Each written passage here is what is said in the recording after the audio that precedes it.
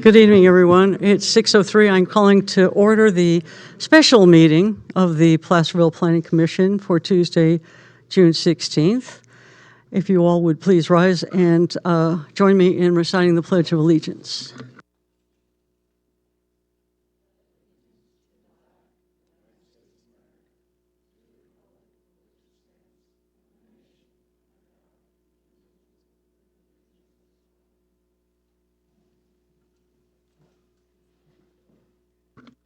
Please call the roll. Commissioner Smith? Here. Commissioner Sylvester? Here. Commissioner Stratton? Here. Absent known Chair Vice Amy Lepper and Chair Keeney. Here. Thank you. If I may add, actually, Vice Chair Lepper has submitted her resignation today due to her relocating out of the city limits. Okay. Well, we're sorry to lose her. She has been a great colleague and really appreciate all the time and commitment she's given to the Planning Commission, but I hope she enjoys her new neighborhood nearby in Cameron Park. We have no closed session reports, and next up is the consent calendar. All matters listed under the consent calendar are considered routine and will be enacted by general consent unless any commissioner requests a roll call or unless any member of the commission, staff, or audience wishes to remove an item for discussion. And I would like to remove the only item we have, which is approving the minutes from our special meeting of May 19th. So we'll move on to item 5, which is that item which has now been pulled from the consent calendar. Open that up for discussion. I appreciate that some corrections were made. I let Ms. Kendrick know about some corrections I saw in the minutes. I have 2 more, and the corrected minutes were posted on the website this afternoon. I have 2 more corrections. One is under 9.1, the historic design review. That was the focus of that meeting. I would like the wording changed there in italics, the last line. I had requested that we use the word in kind rather than like for like. And this is important. I know it seems really subtle. However, that's what is used throughout the Secretary of Interior standards. And I think since we're relying on that for this topic, we should conform to the language and the terms that they use in that document. And as I recall, I did ask for the term in kind. I actually watched those meeting minutes, although I was absent for that meeting, and I did note that the meeting minutes are correct in what you had requested, and I noted it because you and I had a little bit of back and forth on some of the document that we were working on. Oh, so okay. I think it's important for us to use the word in kind, but you on your review of the tape, I didn't use it at that time. You had asked for it to be changed to compatible substitute, which is a term used in the Secretary of Interior. As well as the term in kind, because it's my preference that we use in kind. Well, in that case, I didn't watch the tape. This is my recollection and my preference. But since you have a more recent review of it, then we'll have to let it stand. I will strive to use the word in kind as they do in the Secretary of Interior standards. I think it's compatible substitute. The word, we can take this discussion off dais, but we'll leave it with compatible. I apologize. I do have one other change, and it's the spelling of the word nay. It is N-A-Y. So we need to do a spell check, make sure that we use the proper spelling of nays, N-A-Y, not N-E-Y. That occurs twice. Oh, there's a third time where it's spelled N-E-Y-E-S. So I just ask that staff take care of that, do a global change for the correct spelling. Any other comments on the minutes from the special meeting of the 19th of May? No. Okay, with those amendments then, let's see, I'd entertain a motion to approve those amended minutes. I'll move to approve the amended minutes. We have a motion from Ms. Stratton, a second. I'll second. Thank you. And I just wanted to point out that per the bylaws, because although I was absent at the meeting, because I watched the video, I am able to make a vote on this. Absolutely, it's allowed under the bylaws. All right. All in favor? Please say aye. Aye. Aye. Aye. Any opposed? Okay, passes 4-0. Before we go any further, we have quite a few things on our agenda tonight. I would like a show of hands of anyone in the audience who is here specifically for 9.4, which is a general plan amendment. This is the parcel that is at Highway 193 and Highway 49. If you're here to, for that topic only, would you just let me know? Okay. Oh, wait, you, sir? I think so, yeah. So I'm seeing two. There's two issues in Okay, well, I just want to bring up 9.4, if that was the only topic you were interested in, because there is a technical problem with that, and so Ms. Kendrick can explain it, but we will be pulling it, and it's likely to change significantly, so I didn't want someone sitting here waiting for a turn just to speak on that, because when it comes back to the commission, it's going to be much different than what was reported in tonight's agenda. So we're happy to have anybody stay for the whole. That was your reason for being here. I didn't want to take up your evening, your time, waiting for that item to come around. Okay. So let's move back up to. We'll move on to number 6. This is items of interest to the public and public comment on non-agenda items reserved for people wishing to address the commission on any matter not on this agenda but within the jurisdiction of the Planning Commission. State law prohibits the commission from acting on items not listed on the agenda except by special action of the Planning Commission under specified circumstances. Would anyone in the audience like to address the commission on something that's not on our agenda? Good evening. If you would, please state your name for the record. Yeah, it's Larry Robinson. I live here in Placerville. Family's a pioneer family. Lived here since before the 1850s. And I'd just like to say to you guys that I was really nice to see that we had a wagon train here this year.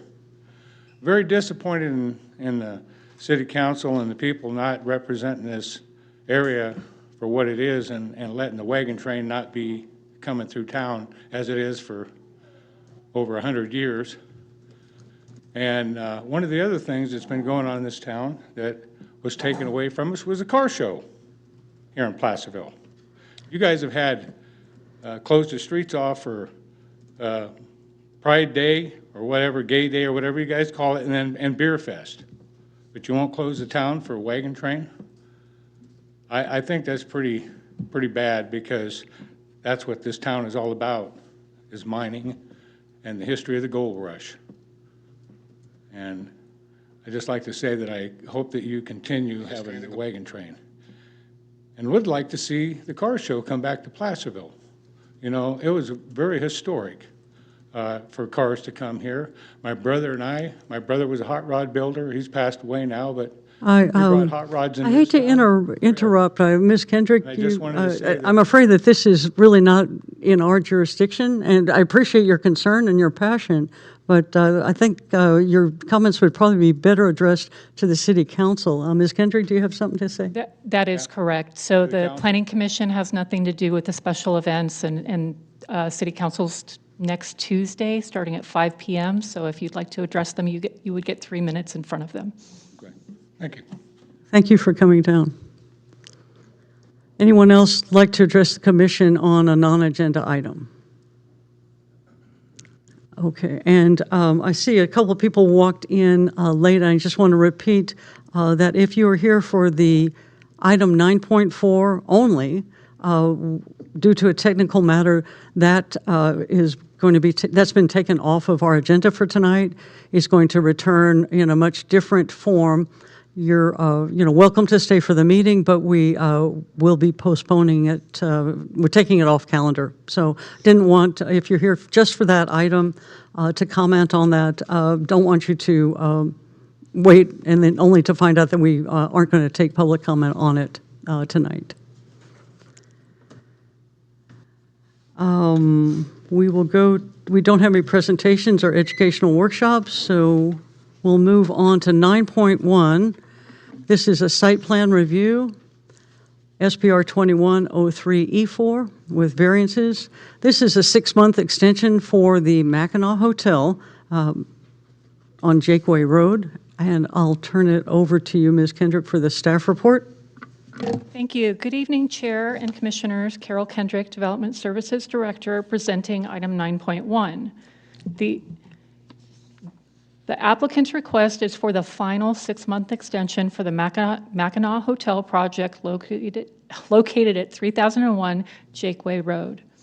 This request applies to the previously approved Site Plan Review 21-03 and associated variances 21-01 and 02, which authorize a 112-room hotel with meeting facilities, guest dining, and associated site and roadway improvements.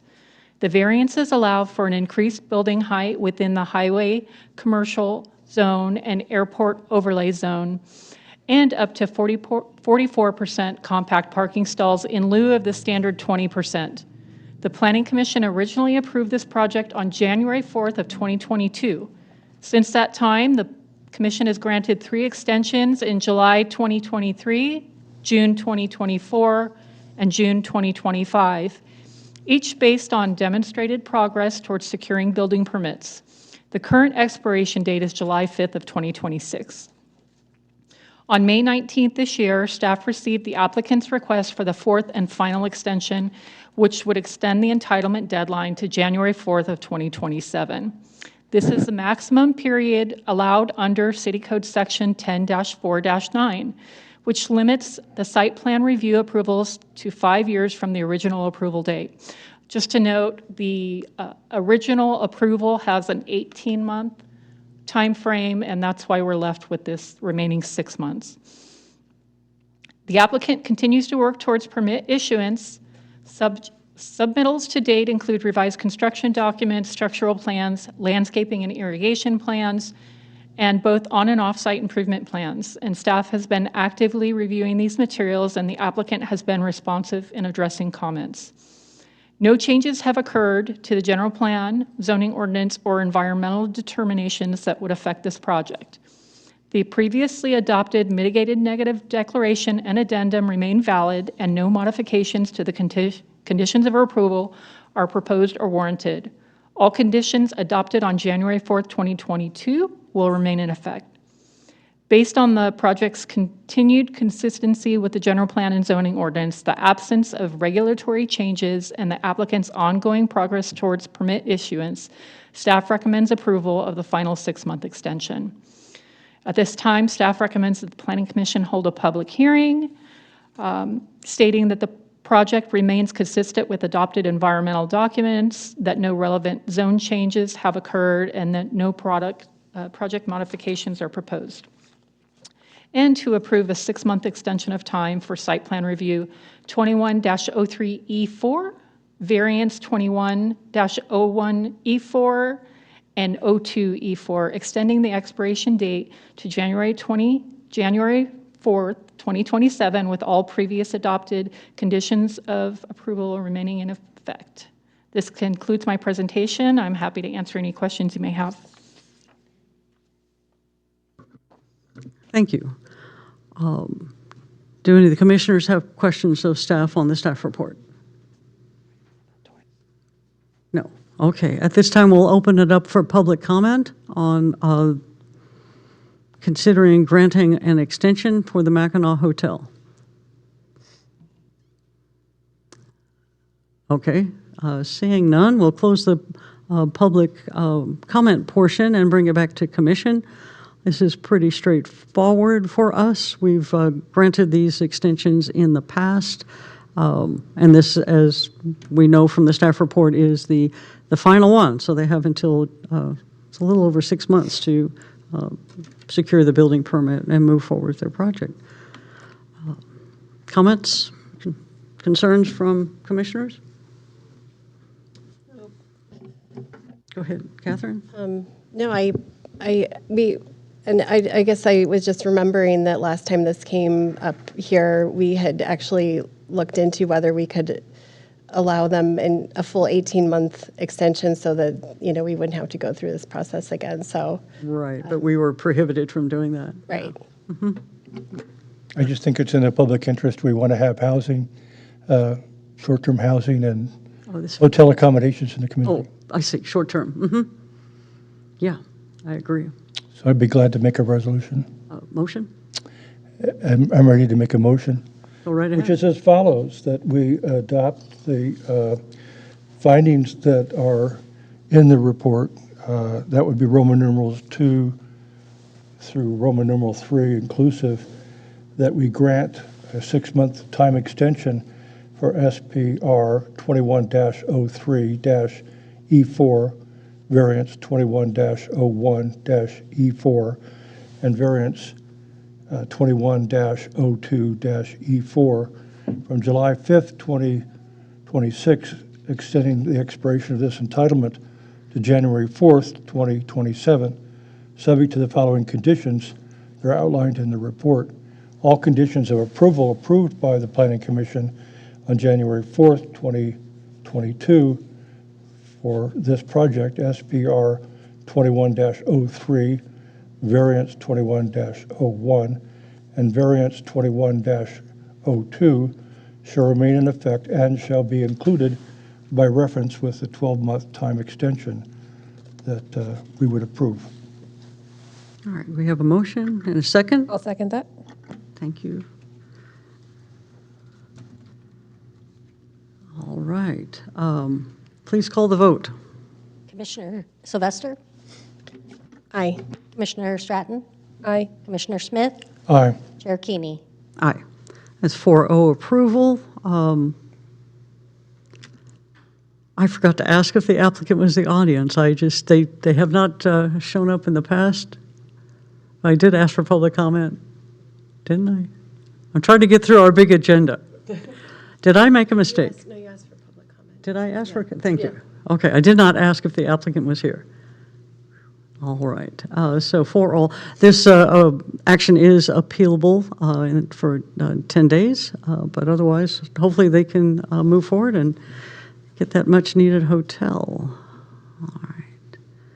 Still getting used to doing all of this digitally, so bear with me. Going back to our agenda. Now we're on to 9.2, which is the general plan amendment, GPA 2603, and zone change, ZC 2603, to apply the housing opportunity overlay to 2752 Coloma Street, State Highway 49, and to recommend adopting a mitigated negative declaration. And I'll turn it over to you, Ms. Kendrick, for the staff report. Thank you, Chair, Commissioners, and community members in attendance. Carol Kendrick, Director of Development Services, presenting this item. This action implements Program A3 of the city's adopted 2021 through 2029 housing element, which requires the city to increase its inventory of sites suitable for high-density multifamily housing at 20 to 24 units per acre. The site at 2752, which is approximately 3.77 acres, is one of 3 sites specifically identified in the housing element for this purpose, which was agreed to by the city in 2022 with a completion date of 2023. So we're really behind schedule. The proposal before you tonight would amend the general plan designation to high-density residential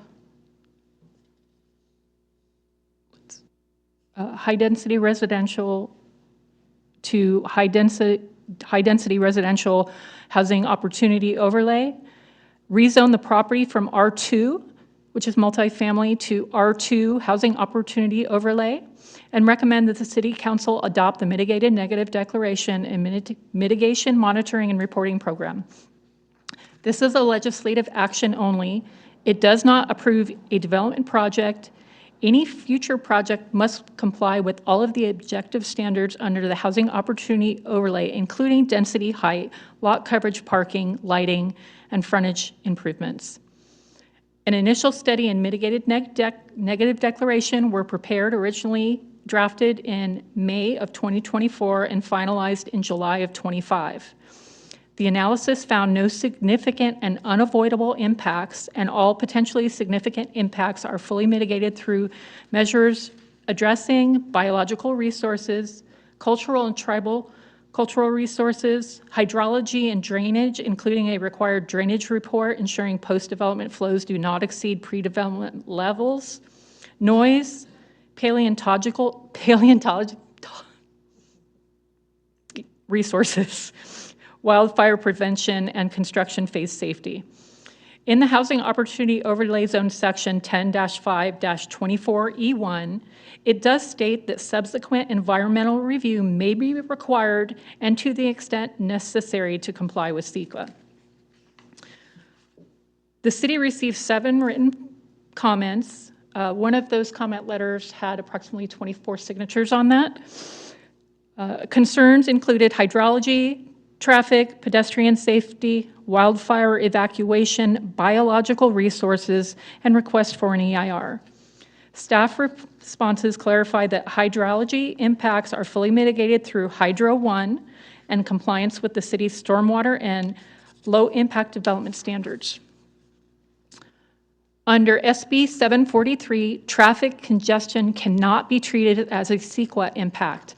Vehicle miles traveled impacts are presumed less than significant due to the high percentage of affordable units required under the Housing Opportunity Overlay.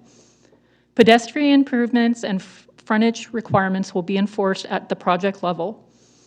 Emergency access and wildfire evacuation will undergo full review by the fire district, and the city engineer during project level routing. Biological surveys found no special status species on site, and CEQA does not treat property values or crime as environmental impacts. Staff also evaluated the request for an EIR.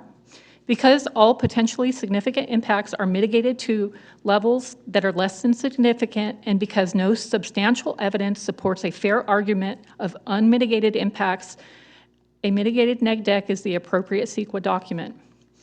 I would like to point out what happens if the city does not approve this overlay that we agreed to in 2022 and to deliver by 2023.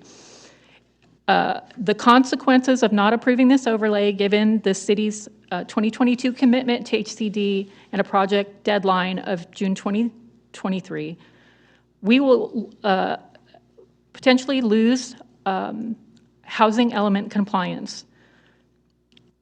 If this is not adopted and through the process by August 31st, the city will receive a notice of violation that could lead to decertification. Decertification puts the city at risk to builder's remedy, which requires the city to approve qualifying housing projects regardless of zoning, so long as they include the required affordable units. This would remove local control over density, height, site design, and location of future housing. Mandatory replacement sites under the no net loss, which is SB 330. If the site is not rezoned, the city must, within 180 days, identify and rezone equivalent density, high-density sites that allow for 20 to 24 units per acre, are realistically developable, and are suitable for lower-income regional housing needs allocation. Given Placerville's limited land supply, identifying equivalent replacement sites would be extremely difficult and may require rezoning parcels that are less suitable or more controversial. A non-compliant housing element jeopardizes eligibility for SB1 Sustainable Communities grants, affordable housing and sustainable communities funding, permanent local housing allocation funds, and other state transportations and housing programs. So just to say that all infrastructure projects that get funding from the state will cease. We will not be able to find them compliant with our general plan if our housing element is decertified. Legal enforcement under Government Code Section 65585.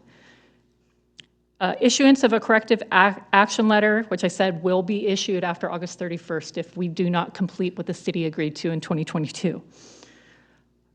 Refer the city to the Attorney General, seek court-ordered compliance, impose financial penalties, or petition the court to appoint a receiver to assume the city's land use authority. So at this time, staff recommends that the Planning Commission adopt the resolution included as Attachment A, recommending that the City Council adopt a mitigated negative declaration, forward a recommendation of approval of General Plan Amendment 2603, to introduce and waive the first reading of the ordinance approving Zone Change 2603, and adopt the mitigation, monitoring, and reporting program. This concludes my presentation. I'm happy to answer any questions you may have. Okay, thank you. Thank you very much for that report. I just want to make sure I understand our timeline, and I appreciate you going over the consequences of the action that we have to take tonight. So in 2022, so 4 years ago, the city adopted the plan, and 3 years ago, June 2023, was the original deadline to enact all of these housing opportunity overlays that were required in our housing element. That is what the city told the state that they would have those completed. So 3 years ago. And then we've gotten an extension until August of this year to complete, to come into compliance with what the city agreed to do back in 2022. That's correct. And this is the last one of 4 that the city, or the 3, there's previously rezones I see. So 3 housing opportunity overlays. Right. Okay. In addition to other implementation programs that the Planning Commission has seen recently and is moving forward to City Council. So in December of 2025, HCD identified about 10 implementation programs that we had failed to implement. So Yeah, Development Services is working on all of these deficiencies, so that's why they're coming to us in short order. Yes. Okay. And now an action of builder's remedy was in the news, I think within maybe the last 6 months or so. But I just want to be clear, when you say builder's remedy, a builder can come in and put in the housing that they want to build without any kind of objective design standards. And when we say that, we're not talking just about this site that's under consideration tonight. It's throughout the community that this kind of building could take place if we're not in compliance with our own housing element. if our housing element becomes certified, this would be citywide. Citywide. There are many cities that are having extreme builder's remedy issues, a lot of coastal towns, because it's hard, to provide affordable housing in coastal towns, so they Right. struggle with. And our action tonight is essentially administrative. We're looking for a zoning change. There's no proposal to actually build at 2752 Coloma. That's correct, as with the previous two sites that you've seen. Okay. All right. Thank you. I just want to make sure I was clear on the timeline and the consequences. And also, the SB1 grants, that also struck me as incredibly important, not just that there could be building that's out of our control, height and so on, and throughout the city, but that we could lose our status for grants for infrastructure. That's also an incredible impact to the city. Yeah, the city engineer said it would be dire. We would not be able to apply for any grant funding or meet NEPA requirements for federal funding. Okay. Thank you. Other questions for staff? Go ahead. I do. I've understood this before, that it's kind of like they're holding this over our heads. We have to do it. So assuming that we were to approve this overlay, what happens next should a builder come in and have a proposal for doing a development in this particular area in Coloma Road? Would they, for example, be able to say, well, you've already approved the CEQA issue, CEQA doesn't apply, and so that doesn't, or would they have to come back to us for approval of the project? It would really depend on the scope of the project. If it's 100% affordable, it is done ministerially. The state has taken away our local control on that, but the housing opportunity overlay only requires 50%. And in the housing opportunity overlay, it does state that if we can require additional CEQA if necessary when a project comes in that may not have been addressed in this initial study in mitigated neg deck. I have a follow-up question to that. If there was additional CEQA analysis prepared for, say, a future proposal, would that just be approved through, administratively, or would that come back to Planning Commission?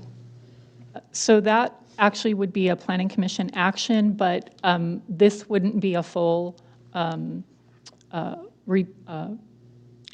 of the MND. It would just be to address any issues that, based on the project, that really weren't identified or analyzed in the document we have today. So in the event that a project does come forward for this particular spot on Highway 49 on Coloma, I'm sorry, I don't have the address at hand, but in the mitigation plan, there's already requirements before they break ground. When a developer comes forward with a plan, they already have to do the wetland delineation. Mm-hmm. They already are on the hook to do surveys for the birds, nesting birds, depending on construction season. There's the hydrology, the runoff issues,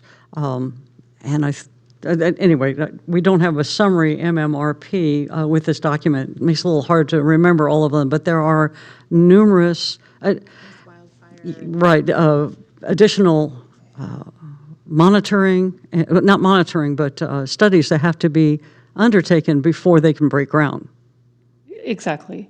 That's the whole point with doing the CEQA in advance, which is required, is to help provide a project or a property that won't have to go through this process in the future. So, not being shovel ready, but being able to have a developer come in and propose something. So they already know what they have to do for this particular site. And then if those studies reveal something else, there may be additional studies that are required. Yes, and this site is challenging. I drive by it every day. It's a challenging site. It's going to be cost prohibitive, but we can't guarantee that it won't develop. But for affordable housing projects, those developers have a very thin profit margin. They're typically utilizing state funding and some other options to them to help fund the project. So, like I said, there are definitely challenges with this property. Okay. And are there additional deadlines after this step of rezoning that have that same consequence? Let's say if if the parcels weren't developed or a certain number? No? Okay. No, so with the housing opportunity overlay, it's almost like first right of refusal. So if somebody comes in and wants to do a partially or fully affordable project, they're allowed to under the overlay. But if something else builds there in the place, then that's not an option. It's So right now, the base zoning is the low-density multifamily, so that could still happen, and then this affordable housing opportunity overlay would essentially go away. right. So the city's responsibility to meet their regional housing needs allocation is we have to provide for the opportunity to have these units be provided, but we can't force development. So if properties with these housing opportunity overlays don't develop as like the state would intend, then we've met our obligation by trying to provide zoning opportunities that would allow for it. And there are other sites throughout the city that have the housing opportunity overlays that could be developed ahead of this one. This is just another option for a developer who comes forward if that's what they choose to do. Well, I know of the three that that have come forward, including this one, but staff is kind of looking at that. I don't have an overlay for housing, an overlay map. I have that being prepared by one of our consultants, in addition to other updates to our maps. But I do believe in the next few months that I will have overlay that can go on the zoning map that identifies where all of these sites are located. But back in, I just wanted to follow up. Back in 2023, these sites were identified at that time by City Council as possibilities for the HOO. They were identified in 2022, and that's how the housing element was certified. It included this program, and like I said, we agreed, the city agreed to do it in 2022. And yeah, that's kind of where we're at. My tenure at the city hasn't been very long, but we dropped the ball. This is a general question. It's not directly related to this, so I'm sorry if I'm putting you on the spot. Once, with these parcels that were previously identified, has the city then met their requirements for applying the housing opportunity overlay to parcels in the city, or is this something that's just going to be constantly ongoing? Well, we're getting ready to kick off the 7th cycle, which is needs to be adopted by September of 2029. I'm not quite sure what the state's going to come back with, but we are a very small jurisdiction with limited land capability. I'm unclear on what the state's going to do, but they do take over local control, and this is one of the ways they do it. We just have to basically comply because, again, they hold the city hostage with, the builder's remedy, taking away our local control, fines, grant funding. It's California. Any other questions for staff? I do, because if you could carry through with me on this hypothetical, if we were to approve the findings that CEQA issues are fully addressed today, we make that finding. That's true as of today. What happens 10 years from now, 20 years from now, 30 years from now, when a developer comes in with a specific project and the circumstances have changed? Highways have changed, different kinds of development in the area would impact these kind of issues that we're addressing tonight. The housing opportunity overlay zone does allow staff to require subsequent environmental reviews if needed. So if that was the case, then we would absolutely require a new analysis. If there were significant changes that would require preparing a completely new initial study, or potentially amending it, based on the issues. If they're specific issues, we could, look at doing an addendum. Again, it'd be staff that made those determinations about what additional work would be required, Well, not the so, planning commission. that's correct. So the city has the authority to determine the CEQA path. For myself, the only planning staff member, I will typically look at the scope of the project and, you can kind of tell if there's going to be unavoidable impacts and if they need to go the EIR route or they can do an MND. But if there's question, if I'm not sure, I'll require the applicant to do an initial study that will identify, what the issues are and if they're avoidable or not avoidable.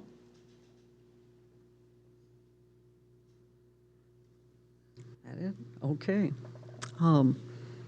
So show of hands, members of the audience, are you here to speak to 9.4? 9.4. Okay, yeah, great. Since there are so many of you, I'm going to ask that you keep your comments to 3 minutes. I want to thank all of you, or all the members of the public who did submit comments. We considered them, read them. I was really impressed at with the passion for this spot and the appreciation for having some open space there off of Highway 49. I hope that you appreciate, though, that I think every one of the concerns that was raised in the letters, as I read through them, and they've been addressed in the initial study, Mitigated Neg Deck, and also in the staff report prepared by Ms. Kendrick. And also, I think you took a lot of phone calls and emails. You probably pointed out that a lot of these things will be addressed should we ever have a project. And I just want to remind you, our action tonight is simply to pass on to City Council a recommendation for the housing opportunity overlay. So with that in mind, I want to open it up for public comment. We do want to hear what you have to say, but I appreciate you, respecting everyone's time. If you would keep your comments to 3 minutes. And please come up to the podium. We appreciate you giving your name so we can kind of get to know who you are. Good evening. Hi. The mic is on. Thank you. Thank you for coming down. Sure, no problem. Thank you for the time. My name is Chris Teeter, and I live on Hollyway, which is right across from this zone. So can I ask a couple of questions and get answers? Is that okay? Or do I have to stick to a... As long as you stay within 3 minutes. Oh, sure. Okay, great. So basically, the way I understand what you described, the HO overlay is something that we promised the state that we would do, correct? That's correct. Okay, and if we don't do it, we lose control of any kind of requirement that may be built on that lot. Correct. So the whole HO overlay, which you're discussing today and wanting to pass, is going to allow Placerville to maintain control of what gets built on that. That's correct. Okay.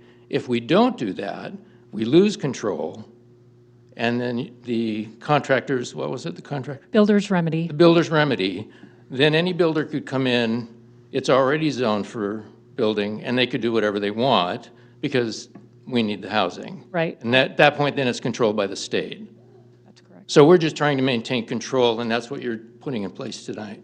Right. We're The trying state, to anyway. the state doesn't maintain builder's remedy. It's just a developer can come in and basically, they don't have to meet density or height requirements. Google it, because there are several jurisdictions that are dealing with serious consequences Got it. of developers using builder's remedy in their jurisdictions. Okay, got it. Okay, and at that point, then it's whatever they can afford to do. And at this point, I think if I am correct, or if I'm right, you correct me if I'm wrong, there's a church that still owns the property, is that correct?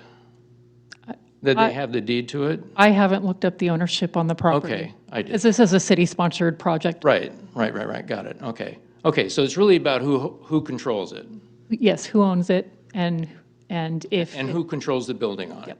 Okay, perfect, that's what I need to know. Thank you. Thank you. Appreciate you coming down here.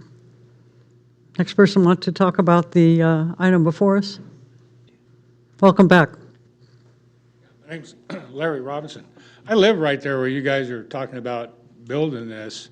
I actually built my house there in 2006 from a previous house I had before, but I built that house there.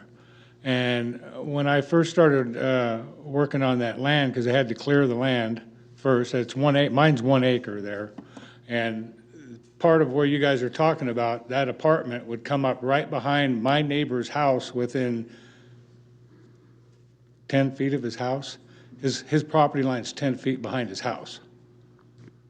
So you're talking, you're going to put an apartment complex right behind his house. Not only We that- don't have a project before us tonight. We're just Well, talking about let me this tell you something. parcel There in was an general, apartment so. planned for it to be built right where my house is. Before I built that house, there was an apartment complex that was going to go all the way up the hill, and it got stopped by the people that lived there before. And they didn't want an apartment complex. And the problem is, you say there's 3 acres there? Well, there's only about maybe an acre of that that's even usable, and that's right at the roadway, and that's a swamp. Because let me tell you, I put in a 3-foot culvert pipe right there. And if I hadn't put in a 3-foot culvert pipe, it would have washed my house away. In the wintertime, the water comes through there, that 3-foot pipe, and it's full. Believe me, it's full. And that's a swamp. All that is a swamp out there where that water goes. I've lived there. Not only that, that's the only place for the deer that come out of 193 out of that canyon to cross the road and come up behind my property. I didn't put a fence there for that reason, because I wound up seeing the deer were coming over the back of my hill and coming back and living back all back there where that church is in that hillside there. They've been there as long as I've been living there. And the deer, if they don't have a place to go, they're going to be in the roadway, because that's what happens. And we've already had dozens of deer killed right there. I've actually drugged 4 or 5 of them up on my hill just to get rid of them. But the water and the deer area right there, like I say, that's a swamp. It really is. You need to go look for yourself. Right now, you'd see how the swamp grass grows out there. You don't get swamp grass unless you're a swamp. So, thank you. Thank you. Appreciate your comments. And I just want to point out that that is one of the mitigation measures to address the hydrology at the site. Good evening. Hi, I'm George Raymond, and I live on Holly Way. I thought I heard you say that the traffic problems aren't considered when you build these things. It's not a factor. Is that what you said at the very beginning? It's, go ahead, it's vehicle miles traveled. So CEQA does not allow you to do analyze based on traffic. It goes by vehicle miles traveled.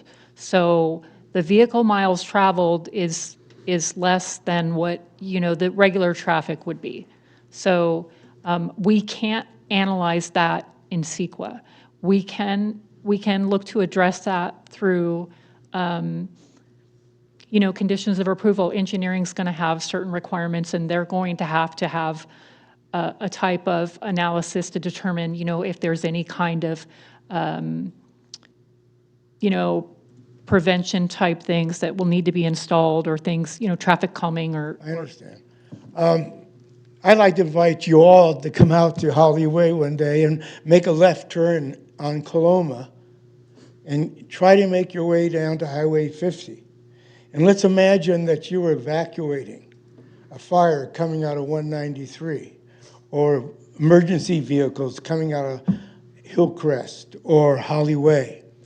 Right now, in the hours in the morning, the commute hours, when you leave that lot that you're talking about on Coloma, you're going to run into bumper and bumper traffic at Spring Street because they have to get through that light.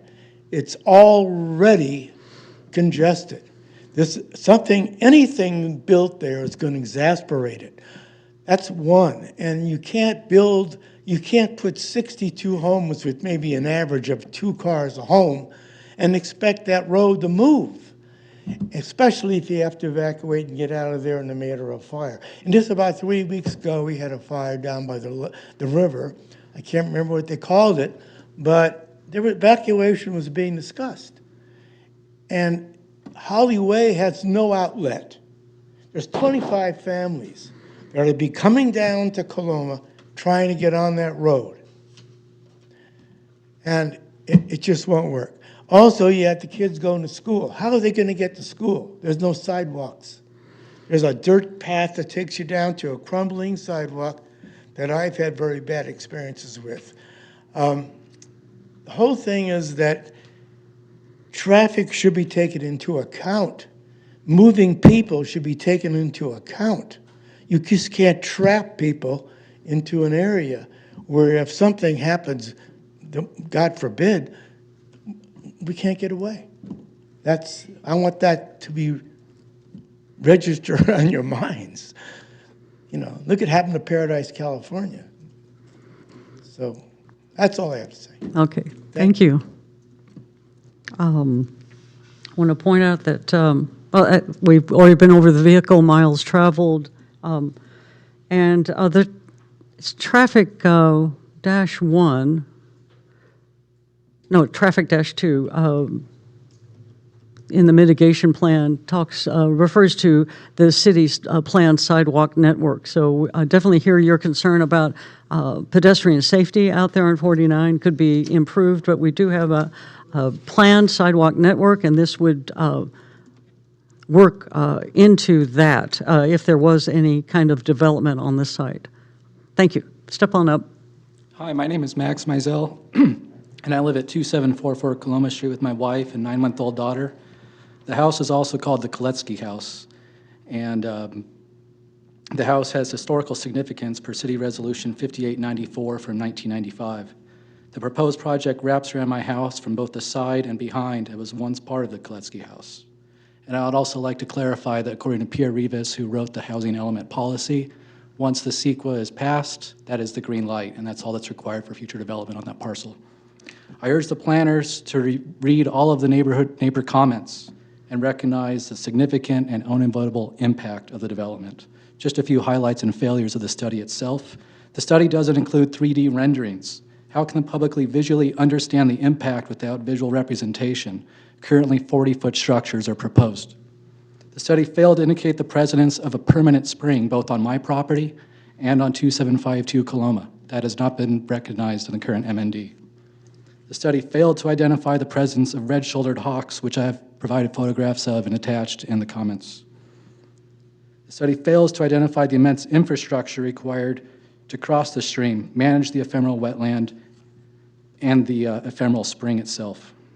The study failed to reference the city's emergency response plan, which shows the highway is used for fire evacuation for Coloma and Georgetown. The study failed to address runoff and provide design details to mitigate damage to adjoining parcels.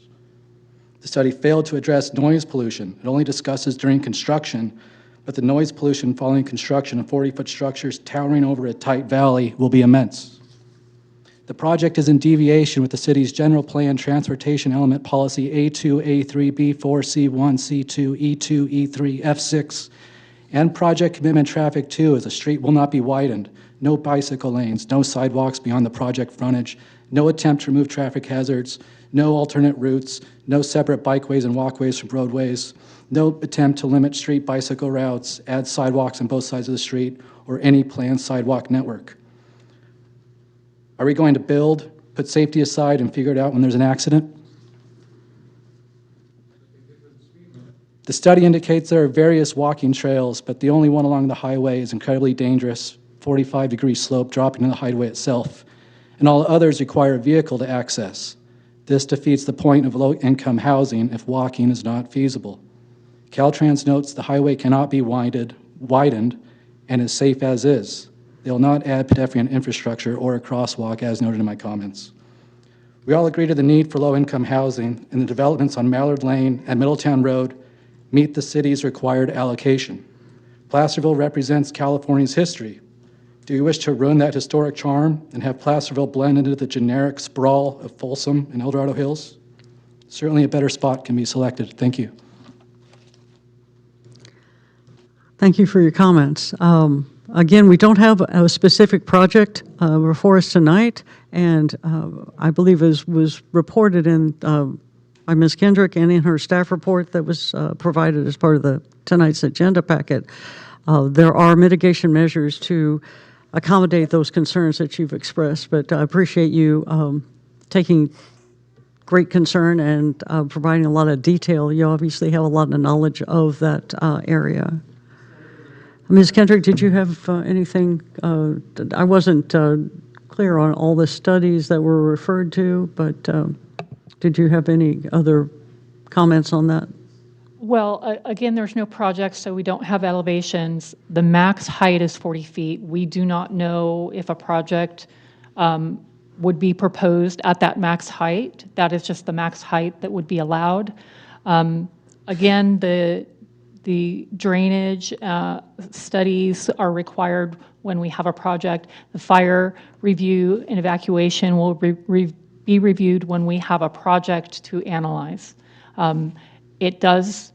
The housing opportunity overlay provides a max number of units, but that doesn't mean that that's going to be built. So again, we can't analyze this until we have a developer that has a scope that we can check against the MND. Okay, thank you. I guess I just wanted to express a concern that I'm interested in hearing from everyone and would rather hear from them first, and then we can address whether their concerns are adequately met or not. Thank you.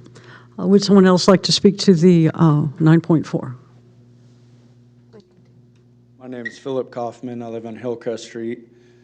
I keep hearing everybody say, no, well, there's no project planned. We're just rezoning. Well, rezoning means future projects. And I feel like what I'm getting from it as a layman, it's a lot to take in from everything you're saying, is that you're appeasing the state government by rezoning this and kicking the can down the road and expect us to just hope nothing gets built there ever. Am I wrong? That's kind of what I'm getting from you guys, that you just have to, we're kicking the can down the road. And we both know that rezoning comes with build. That's the only reason to rezone, is that somebody's going to plan on building there. And living there on Hillcrest and 49, like the other gentleman addressed, the traffic is atrocious. You get high school traffic, it's crazy. And so to avoid the high school traffic and backed up on the stoplights, we're going to go around down by DMV. But you guys already approved a atrocious apartment complex at DMV, so now we're getting stuck in that traffic too that we haven't even begun to realize yet. Like, we don't have the ability to deal with any of this traffic. It's really just a little too much in such a small area. I mean, that huge complex is less than a mile from this proposed site. So can we maybe find other sites in the town and spread out the misery of traffic in this little town if that's what we're gonna do? But to have a new complex a mile from this one, I know there's no proposed project, but rezoning leads to future projects, and I think that's what we all know, but that's my 2 cents. Thank you.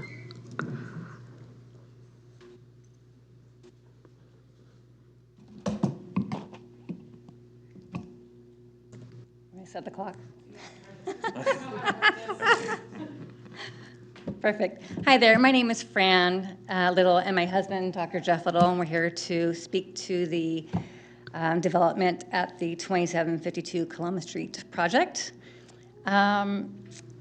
We live in, I think, a very unique area. We live actually on Highway 49. Highway 49 is, it runs through our neighborhood. And with that, after looking through the California Environmental Act report for this project, I noticed in section 4.17.1 of that Caltrans concluded that Highway 49 cannot be significantly widened due to unique historical and topographic constraints. This limitation is permanent, and it's not a temporary constraint, but permanent features of the road context. I think this poses a great safety concern for Highway 49 and our neighborhood and our residents, as it is a regional evacuation route for 5 different communities of Georgetown, Swansboro, Cool, Coloma, North Placerville, and our newest community members, the Middletown Apartment Complex.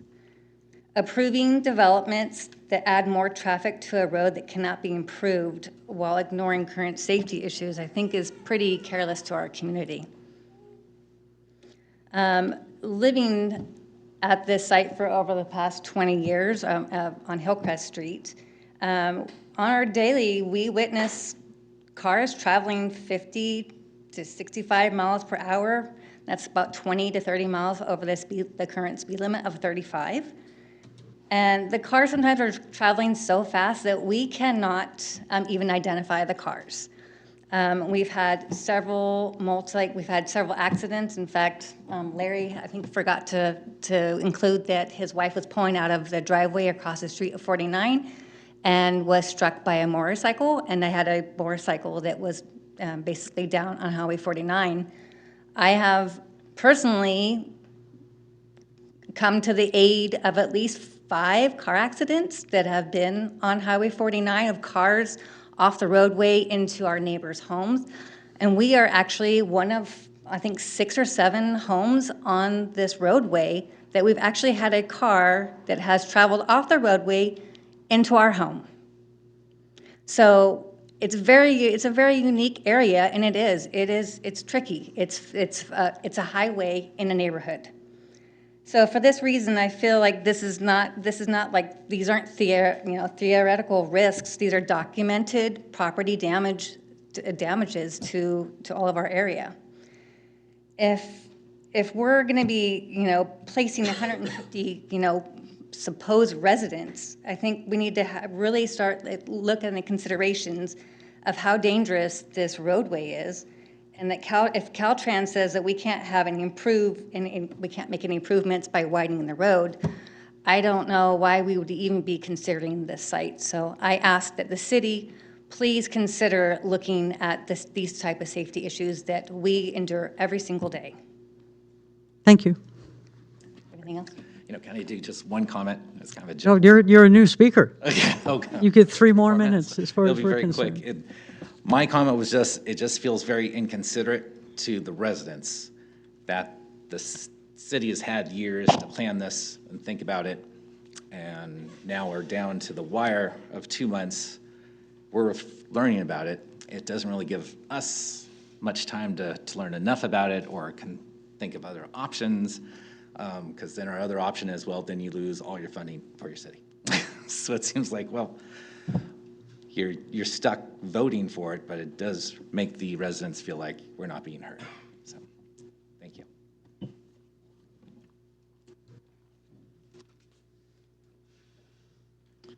Stu Taylor. I've been dealing with this a lot with El Dorado County and their housing element, and I've heard a lot of these things before. I've actually gone to the state and drilled them about a lot of information, and it's like, so I want to ask first, how many houses can be built on this property right now? Do you know that? I don't know off the top of my head. It's R2, so it's a lower multifamily designation. So maybe 20 or? I can try to look it up. Okay, I'll let you work on that. Does the city currently have a compliant housing element today? Would you say it's compliant today? We have not received a notice of violation. Okay, It's so today you're still- compliant, right? We are compliant. So who's pushing this zoning change? Is it the city or is it the state? It's the state. The state's actually come to you and said, you haven't done this yet, and we want you to do it. This was Exactly. taken up as part of the housing element back in I know all this, 2022. but But you- I'd like to know who the person is that's actually demanding this happen right now. Because I've tried to get that from the county, and they won't give me that. It's like, Okay. we have to do this by the state, but there's no person there that actually. So this was part of our approvals in 2022. Right, And they I were got all to that. be, all But these today- houses, there were 4 housing overlays that were to be approved by 2023. So we're And behind it hasn't time happened, on and they that. haven't come and put a gun to your head. They have written a couple letters that we received last year. I think they were attached in the meeting packet. So you might be able to find a name To on show there. that we're not in They actually conformance say with you're not our in promises compliance. under our approved housing element. So that's, and you know, at this point, we can't, I'm not going to go back and retrace history why this hasn't come before us, but it has been on the books since 2023. But as we explained, Ms. Kendrick did during her staff report that, you know, our timeline is very short now. We have until August to get this. Otherwise, our housing element is decertified. And that's your opinion? Because No, nobody's that's actually come that's and a given it. fact, and that's how the process works. Okay, well, I've And, watched it a lot, and I've seen the state, and a lot of these are impossible criteria for you to meet. And there's opportunities to say, we can't do this on this piece of property, which you should do on this one, because there's so many constraints. And when you say it's not a project, this is a project. When you're treating it like a project, you're treating it like CEQA, because I noticed that the chair, every time somebody makes a comment, you're acting as staff and combating every one of those comments so that it's on the record as a CEQA document.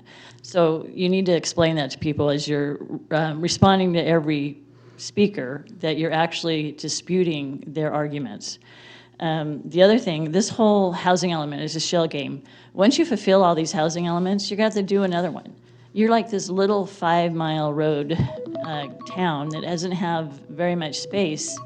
And at some point, I think you built more low-income housing in the last couple of years than I've ever seen in my life. I don't know how you can say we have to have more. I think you can say we're compliant, we're done, we can't environmentally do anymore. Our city cannot handle it, and I think you need to start thinking in that way. and please wrap up your comments. Okay, well, you took half my time, so I just want to just hit my points. County, when you We'll go to 4 minutes. Okay, you're going to take all my time? When you say you can't get any infrastructure dollars, your infrastructure dollars comes from the Transportation Commission, which is not with the state. They give it to them, they give it to you. What you're saying is that we don't get brownie points for doing low-income housing, and we may not get new road funds that actually facilitate more low-income housing. That's the funds and grants that you don't get, and maybe you don't want them. Okay, that's 4 minutes. Thank you, Ms. Taylor. We appreciate your analysis. Minute and a half.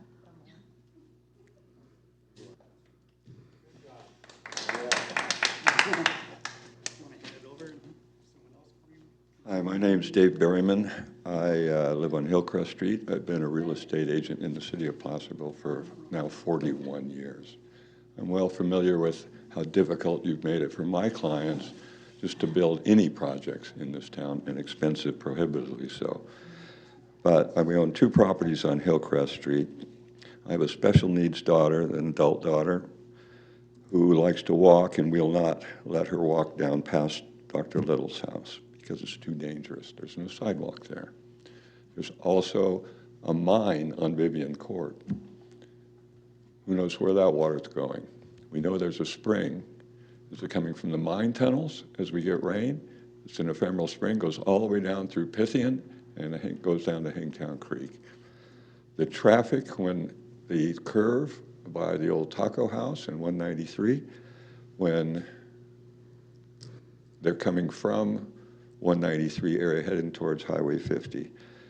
As the Littles have said, excessive speed. There's a lot of high school traffic. A lot of people walk their dogs from the Kembellic subdivision, and they walk to town on that skinny little trail. It's not safe. It's an historic area, and if you can't widen the road or provide sidewalks, how about ADA compliant? Is there any consideration for that in this?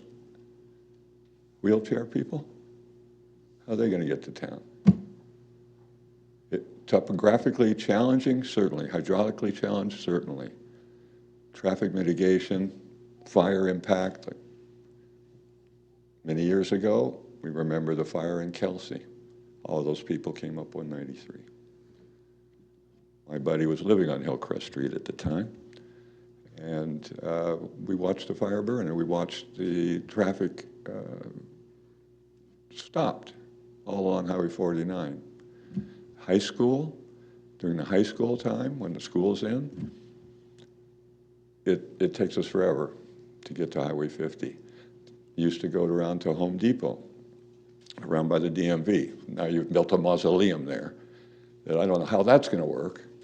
I don't see any parking. I haven't gone into the complex yet, but where are you going to park these people? I contend that there's more appropriate places to do this. One would be the Oding property, which is within a 5-iron of your current project there. It goes behind the Home Depot. It's 48 acres. It's currently on the market. I actually had it listed for a while. It's backlisted with the gentleman that I had listed, where I'm a different company. I work for David Becker now. It's 48 acres. It has multiple zoning. The roads are already cut in. They were cut in without grading permits back in the good old boy days. It goes all the way up to the fairgrounds. There's already HUD housing up there. I believe it's zoned 3 different ways. We tried to sell it, but the city wouldn't budge on that zoning. Business professional, single family, and commercial. And when we tried to change things around, give us, 6 figures and we'll talk about it, and it's never going to happen. So I think there's more appropriate, and I think you should look at the Oding property on Placerville Drive. You could walk to town, you could walk to Raley's from up above, like the HUD housing is now, and it is absolutely more appropriate. There's a principle in real estate called highest and best use, and the project on Coloma is not conforming to that principle. Thank you. Thank you. Appreciate your comments on that. Parcel is not before us tonight. We're focusing our attention on the one that's on Coloma Street. Would anyone else like to address the commission about this item?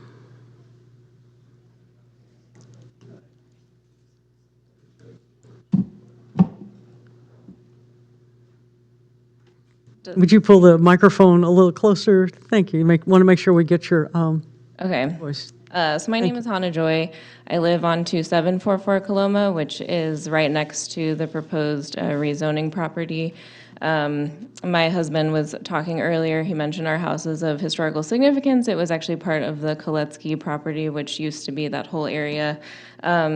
It kind of sounds like we're up against a wall here, and a lot of this is falling on deaf ears, but I still feel the need to at least say some comments. I really disagree with a lot of the impact study on the pedestrian safety, and I know a lot of others have brought it up here, but I just feel like if the road can't be widened, I don't understand how the pedestrian safety can be mitigated at the project level when there's no way to connect it to any meaningful transit or other amenities.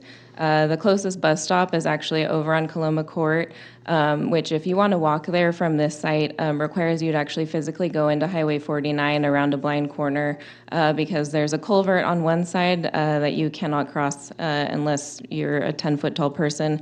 And then on the other side, there's a really, really narrow trail that has about a 10-foot drop right into the highway. So again, I fail to see how pedestrian safety can be mitigated at the project level here. I know others have noted traffic as well. That's obviously a major concern here with the wildfire impacts. Everyone's concerned about that these days. I also had a quick question about the notice that went out to the public. It mentioned that this lot is in excess of the identified regional housing needs, and I wanted to ask if that's different from the zoning and the housing overlay requirements that you're discussing for the state. Go ahead and answer. So again, this ties back to the housing element. The city said that they would do this in excess of the units being provided or accommodated in the 6th cycle housing element. Because the city agreed to do this, the state is holding us to that. So even though it's in excess of our actual identified Yes. needs, we're being held accountable for it. That seems really unfortunate, and I think others have noted there's much better locations in the area that we could identify that are much more suitable to this type of housing. I just want to note that, I'm actually from this area. I came back here after working away because I really, wanted to raise my family here. My husband and I have been restoring our house and trying to bring it back to its historical value. We love living in this neighborhood, and I just really feel like this is not in the best interest of the long-term, value that Placerville has and that we need in order to bring more people to this area. So again, I know it sounds like we're up against a wall here. I know the chair seems really in favor of the necessity of this, but I still just felt the need to bring up those issues. Thank you.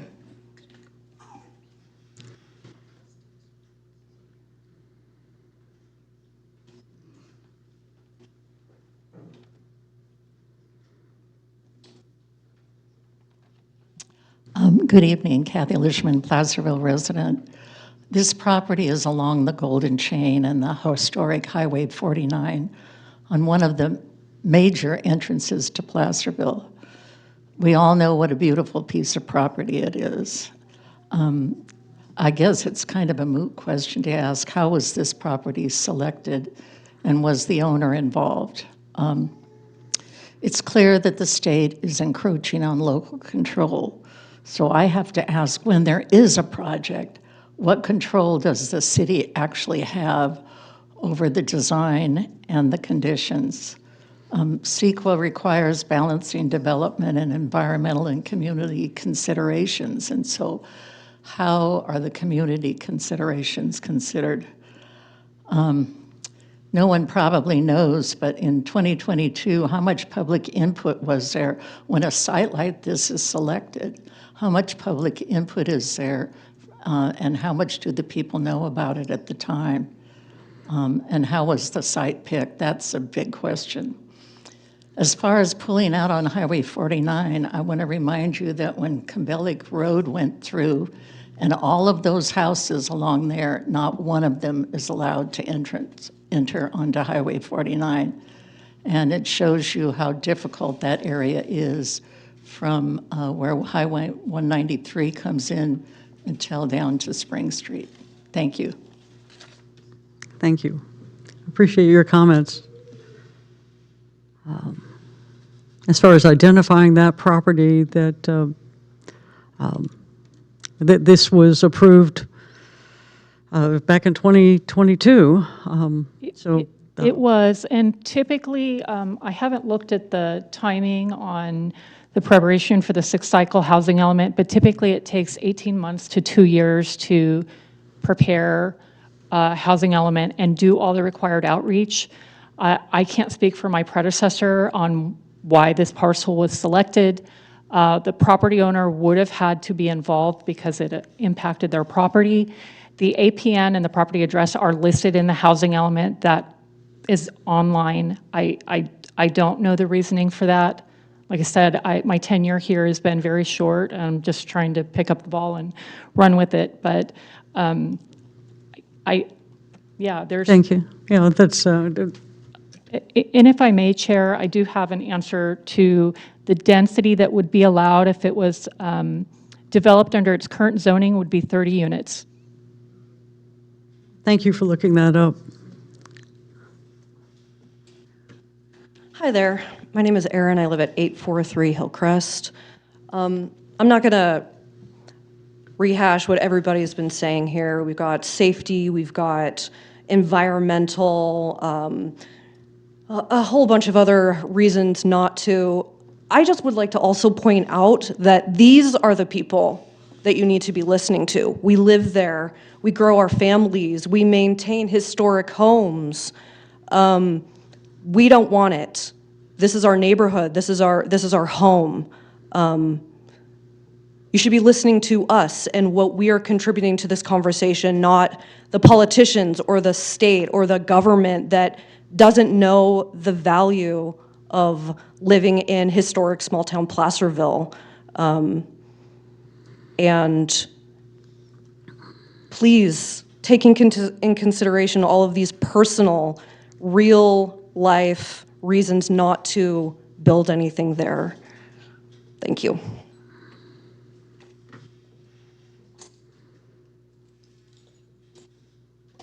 Patty Farrington, Placerville. I live on Oak Terrace, and when I come down 49, I make a left right past the Taco House onto Oak Terrace. And I can't tell you how many times I've heard screeching behind me because even though I'm slowing down and I'm signaling. Imagine if I were a child trying to cross the street there. And I've gotten many middle finger salutes because I'm going the speed limit.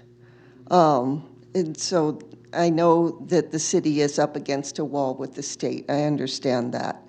I would just ask if there's any possibility that you can choose a different spot in the end that you do it.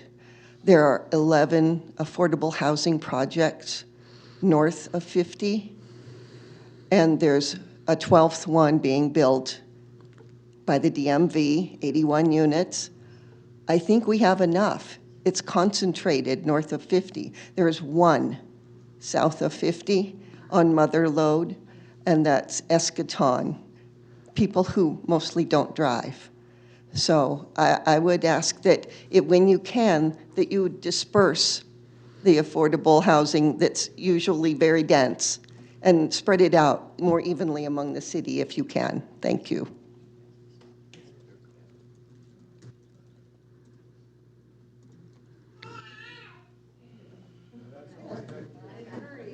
Another voice heard from.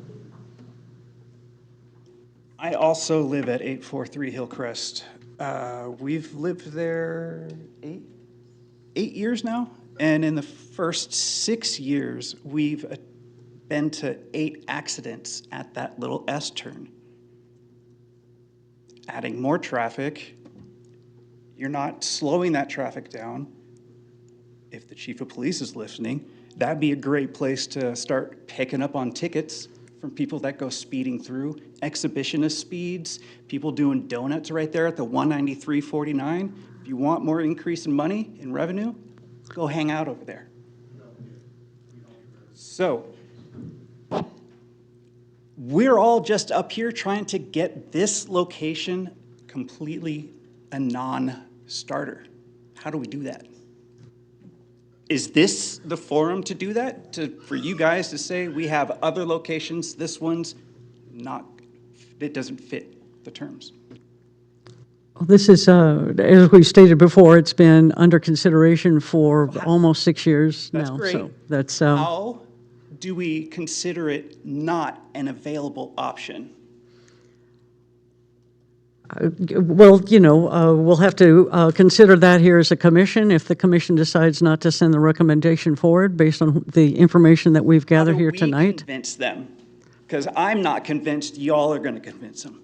Well, I can only speak for the authority that the planning commission has tonight. No, you can't. Who do we talk to at the state level then? Since you guys are saying that this is a state level issue. Well, we're not in a position to facilitate that at this time. Hold on. And I'm on my own time now. I didn't ask for you to speak. You stated about 5-10 minutes ago that someone before you said, we're going to be bigger and better. And trust me, I've dealt with this in the military, the aspect of we're going to go way above and beyond so command can look at us as such a beautiful, person. So now we're on the hook for someone else's promise. It's right? California is looking at us because someone said we already meet that, but watch us, we're going to go above and beyond. We're still on the hook for that, even though that person's not here. How do we stop that?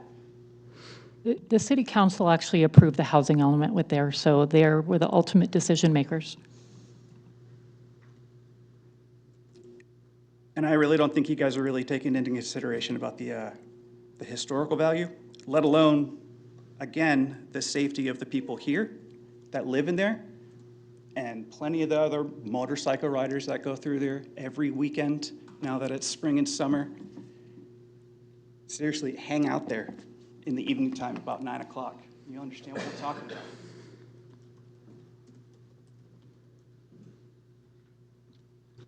anyone else want to speak to the item before us tonight?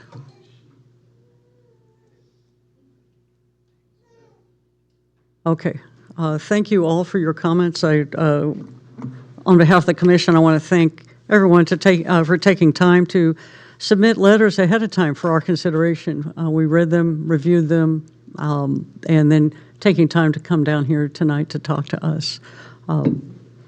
But as I think back on the comments we've received, it sounds like there's a lot of frustration on the people who live nearby, on the condition and the safety of Highway 49, which really isn't, part of what we're discussing tonight. We're talking about the housing opportunity overlay on a specific parcel, but those are real and valid concerns, and I think that with our traffic and circulation plan, the city needs to take that into consideration, and as funds are available to improve Highway 49, that would be something that maybe needs to be addressed. I was looking over the ISM&D, and we do have some of our policy goals stated here, including providing sidewalks and as part of a project that's referenced in the initial study. Would that come into play for a project that comes in under the housing opportunity overlay? It would, but if it's in Caltrans right-of-way, then they will have to be engaged in the process, and it sounds like they've kind of responded accordingly based on information provided by the public. Okay. So that's something that we'd work with the city engineer on how to resolve, because if a mitigation measure can't be met, then we have to look at bringing it back to the original decision makers to make potential changes and find other ways to reduce that impact to a level of less than significant. Okay. And does and going through the initial study, I don't see pedestrian safety. There are other safety elements that were considered as part of the standard analysis under CEQA. Is pedestrian safety something that should be or is considered in a CEQA analysis like this? There is a safety section that deals with public safety, so I would have to take a look at the MND. Right. It talks about traffic impacts, and then also it references the city's sidewalk, integrating the city's sidewalk plan. So does, I'm sorry, we've closed public comment? Sorry, we appreciate your concern, though. So we're really focused on a lot of traffic impacts from the comments we've received tonight, the need for housing, and some questions about why this site. Just to kind of summarize what we've heard. I'd like to hear from other commissioners on the comments that we've received. I have some concerns. Carol, I appreciate your heroic work in a short period of time. You've had to do extraordinary work on complex matters. And I've understood in the past that we're in a position where we really are up against the wall. Call it extortion or whatever you want. It's we do it or we lose tremendous monies and serious consequences. But I've never seen a project come before us on an overlay that had such important significance as what's been presented to us. An exception might be the claim about crime, which can be very amorphous and speculative. But all these other things, the impact on safety, highway safety, historic issues, I've never seen anything come before us on an overlay that had the potential impact that this does. So I'm looking for a way to look for a compromise, because you have to do something, I get it, between now and August.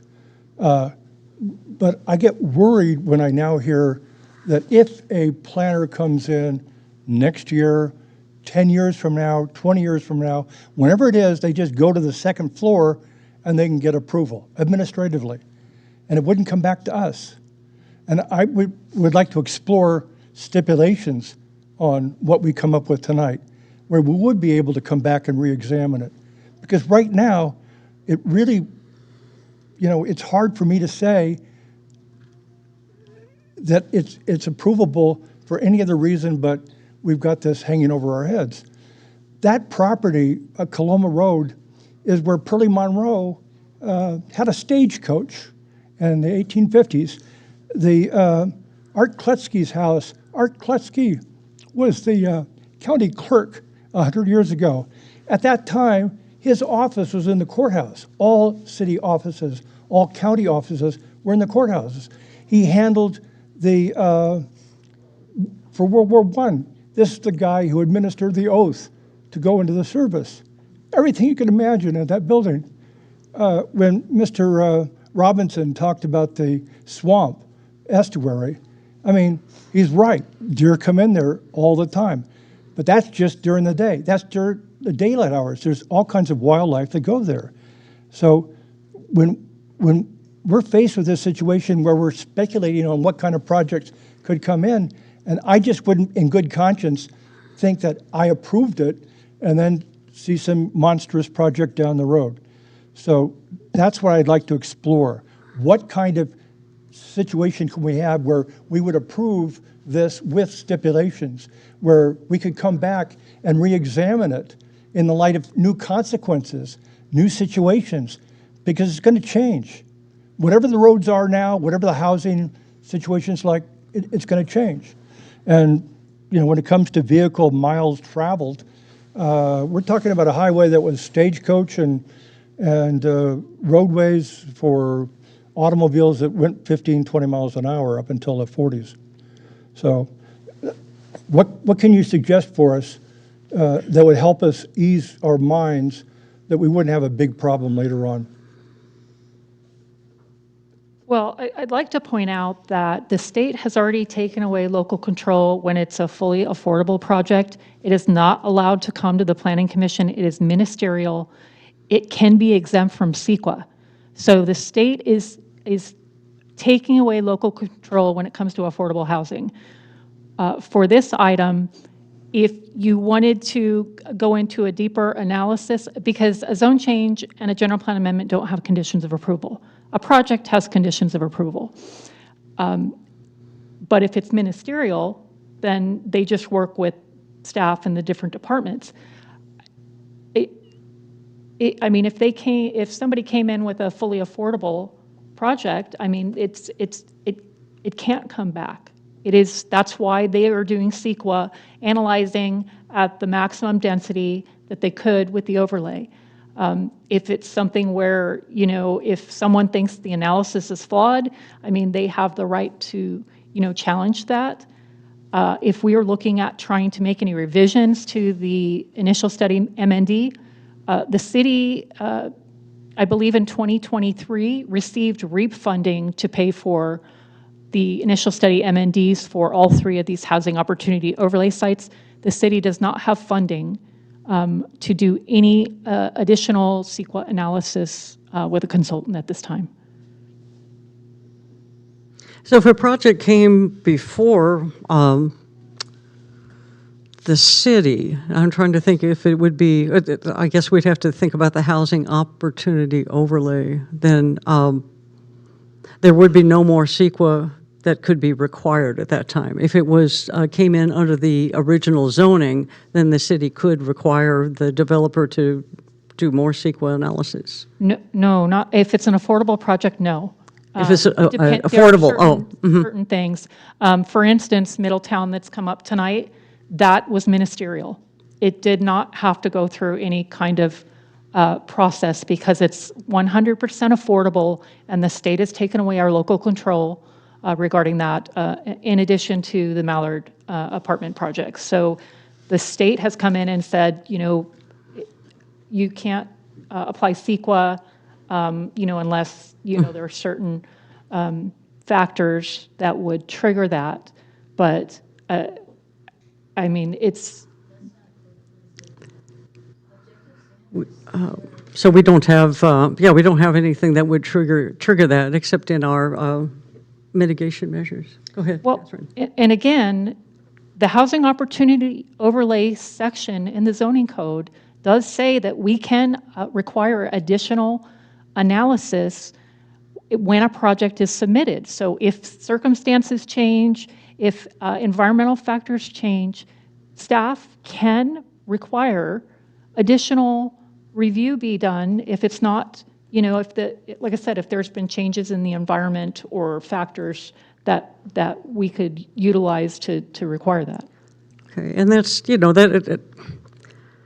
the analysis under the initial study, it's objective as opposed to, unfortunately, we have a lot of people who have local experience, but still, that's subjective as opposed to objective data that was collected and resulted in the analysis that we have in the initial study document, and therefore the mitigation measures that came from that based on the objective data that they collected, and therefore the impacts of that could occur. And that's why exactly that's what we have to rely on. We're not we can't take subjective information. We have to be objective in our analysis. Right. It's atypical. Typically, you have CEQA when you have a construction project proposed. Catherine, you've been wanting to. Yeah, I'm trying to figure out how to frame my question. So, I came into this meeting today having looked at this, and I knew that it was coming before us, and I do feel that this site is different from, a lot of the other housing opportunity overlay sites that we've looked at, where the pedestrian access isn't like it was on some of the other properties that have come before us. And and I learned something, I learned quite a bit from some of the comments. So I guess, kind of now that we're digging into this property a little bit deeper, what is that? We have more information than maybe there was when the housing element was developed years ago. So, is there an opportunity to amend that and still stay in compliance with HCD's, with state law? It's kind of a hard question, I know. It is a hard question because, it's the 11th hour. And, unfortunately, that's kind of what I'm tasked with is trying to get this over the finish line. I can reach out to HCD, but and see if this site does not go through, if we're in danger of decertification. I can tell you that they have told me if we don't have all the programs in place by August 31st of this year, they will send a notice of violation, which is the first step towards decertification. And is there any room for discussion? I think this site is, the biggest constraint is that the city doesn't have full control over Highway 49. If we could negotiate, work with Caltrans to have the road widened, numerous people have mentioned that it is constrained, north and south of this site. So there's not a lot of room for Caltrans to do much to improve that road, to accommodate bike lanes, to accommodate the sidewalks, and so on. So is there any way to explain that to the state that this, because of this particular constraint, it really did raise red flags? I think that's the biggest thing I've learned tonight is the safety. And, I want to see the city's sidewalk and bike plan implemented, but Highway 49 is a real sticking point for that. I can certainly reach out to HCD and see if that is if this one item is going to be a sticking point in retaining our certification of the housing element.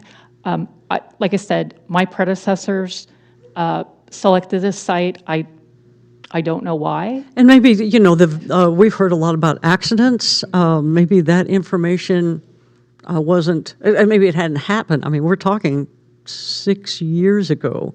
And so, a lot of time has gone by, and maybe these accidents are more frequent. Again, we don't have objective data about that, but it would be a very important question to ask, especially when you're talking about affordable housing. That's kind of, there's this underlying assumption that there would be more pedestrians or bicycles and actually.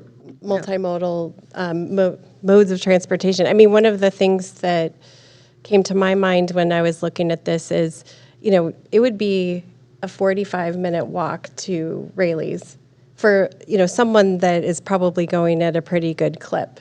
And so, if it just, compared with a lot of the other sites that we looked at, they had better accessibility to those types of daily amenities for somebody that doesn't have access to a vehicle to get there. Excellent. And one of the speakers mentioned another site, and, we don't know why.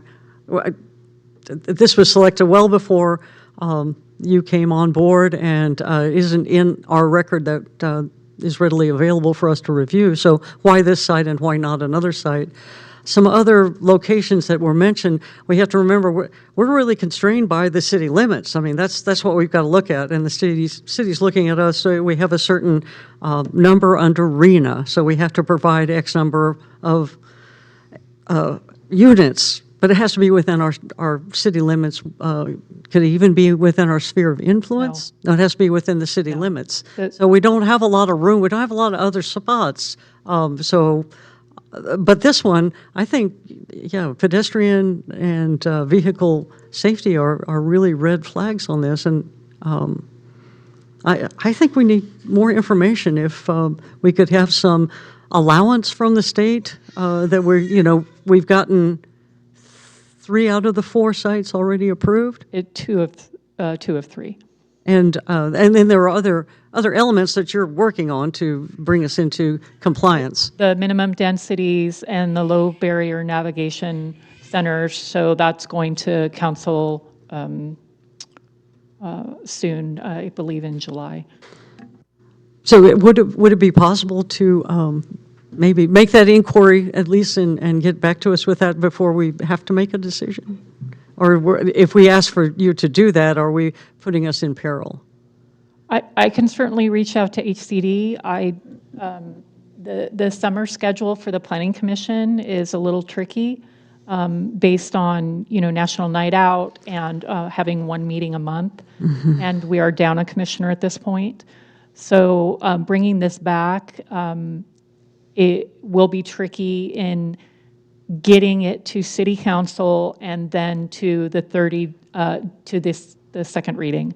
So, but I mean, you can forward a recommendation to Council that you have, you wouldn't recommend approval unless these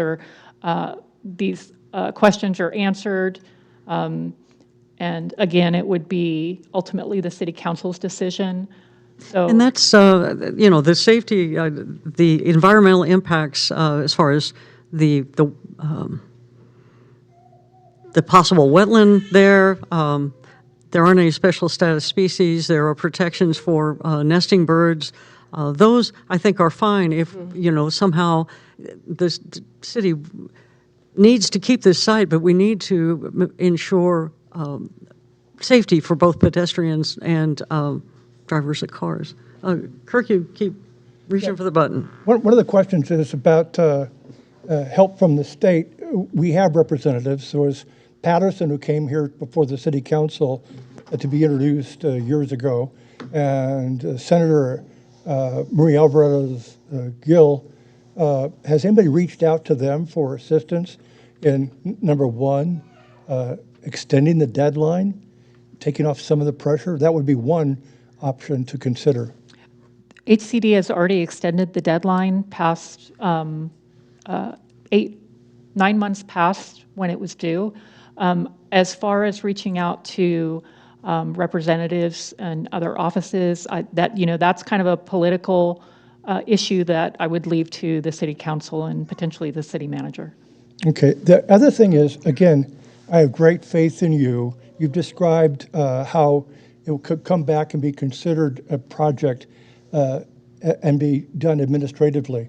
But you won't necessarily be here in 10 years or 5 years or 20 years, and I'd like to know what kind of stipulations could we come up with that would help protect us, knowing that whatever we do now, there's some assurances that those other considerations will be looked at.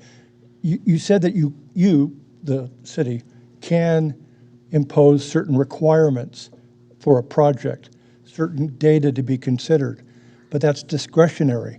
What can we do to ensure that that wouldn't be just discretionary, but would be done, and that whatever decisions are made would necessarily come back to the commission, which does have some input from the public? So that's a little tricky to answer to Commissioner Smith, because the state is consistently taking away local control when it comes to affordable housing.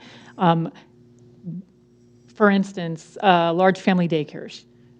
They used to require a conditional use permit in homes, and now they overstep homeowners associations. So in your HOA, it could say that you can't have a large family daycare, and the state has said, we don't care, they can do it by right. So, we can try to make assurances. Again, there's no construction project at this point to put conditions of approval on.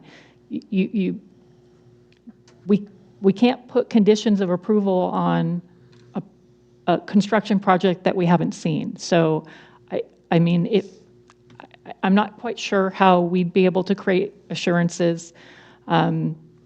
Again, there's options here is that you could recommend denial to the city council unless these things are addressed, or, you could continue this item as I reach out to the state and then work with the city manager and the city council on trying to, leverage some higher powered political allies in, trying to just look at this particular site and provide lenience on decertification. Well, you're right. You can't now tell us what kind of project is going to be coming before us, because it's not before us. But what I understood you to say earlier at the beginning is that when that happens, there's a certain amount of discretion in some instances where it'd be handled administratively, and other instances where you could require certain additional data to be provided, certain issues to be looked at more closely. Well, for this particular item, this would be done administratively. Like I said, if it's something that I'd need to look into and maybe talk with the city attorney. If it's 50% affordable housing, which is the minimum requirement under the Housing Opportunity Overlay Zone, and then 50% market rate, then the market rate typically is subject to Planning Commission review. The affordable is not subject to Planning Commission review. So it's something that I need to explore with the city attorney to see what that process is if we have market rate and affordable. And I think too, if there was additional CEQA analysis that did come back to the Planning Commission, we would only be looking at that, not correct the project as nothing else. So our scope would be very limited. Well, this is, as I understand it, would certainly, if a project for a housing development came before you, it wouldn't be like someone coming into the second floor for getting permits to add on a window or a sign kind of thing. It's a big project. So wouldn't that, why does it have to be discretionary? Why can't we know now that it's something that would require the body to come before us? Because the state has taken away that ability. That's part of the definition of the housing opportunity overlay. Yeah, part of the and the whole regulations. purpose of it was to streamline the process. So I think we're we've come up against a wall on this. I'm hearing everyone has concerns about the safety, and so I would like to kind of craft a motion for your consideration, and we I can do wanna discuss it ask- further. Can I ask a question very quickly? Oh, sure. You had mentioned the potential of forwarding to city council, and then you would maybe discuss with HCD in the meantime, like the options to amend. Is there a way that we can build a recommendation around That's what I was that? getting ready to Yeah. do. Yeah, I mean, it could, Exactly. yeah, it could be Like a forwarding a preference recommendation of denial unless. Right. Yeah. So these my items are motion was going to be just that, that we I want to have it emphasized that it's due to the pedestrian and vehicle safety concerns. We recommend at this time denial of this housing opportunity overlay, a rezoning pending communications with the Department of Housing and Community Development. If the denial, you can answer their questions at that time, if the denial puts us in peril of not being in conformance and looking at the builder's remedy, then that would be the city council's decision, essentially. I want to make sure I'm clear on this as I craft this motion. Yeah, it is the city council's ultimate decision. Right, so we're recommending, we're passing on a recommendation, and I feel like we should deny the recommendation because there's some critical information missing as far as this pedestrian safety and vehicle safety too. But perhaps if staff can convey to the people of the DHC this concern that there might be some relief, that then you can present that to city council and they can, if it's in our way, they can reverse our decision or they can, agree with our decision, depending on what the implications are from DHC. That's a possibility? Because I don't want to wait for you to hear back from DHC and come back to us and then go to city council. I don't think there's time. Right, so we can get that information from HCD and present that to the city council. The city council can either accept your recommendation for denial or they can choose to approve the project. Okay, so my motion is that we deny deny this rezoning. Is that let me get the language just right. Due to these vehicle concerns. I guess one last question. Could I get a second before, since there's a motion on the floor? I'd like I'll to get second. A second? Okay, so a motion and a second. Go ahead, Kirk. Okay, so, it might be really a long shot, but how long would it take to come up with some other location for an overlay besides this one? That will take a significant amount of time. That property would need to go through the initial study, mitigated negative deck, or potentially EIR based on the impacts, and we would have to have a willing property owner. And you would have to explain all of that to your contact at DHC when you try to see if there's any leniency. Okay. I'll reach out to them tomorrow. Any other questions, either for staff or amendments to the motion? Okay, please call the vote. Commissioner Smith? Vote for delaying it, for objecting. The motion is to deny. And accordingly, I vote aye.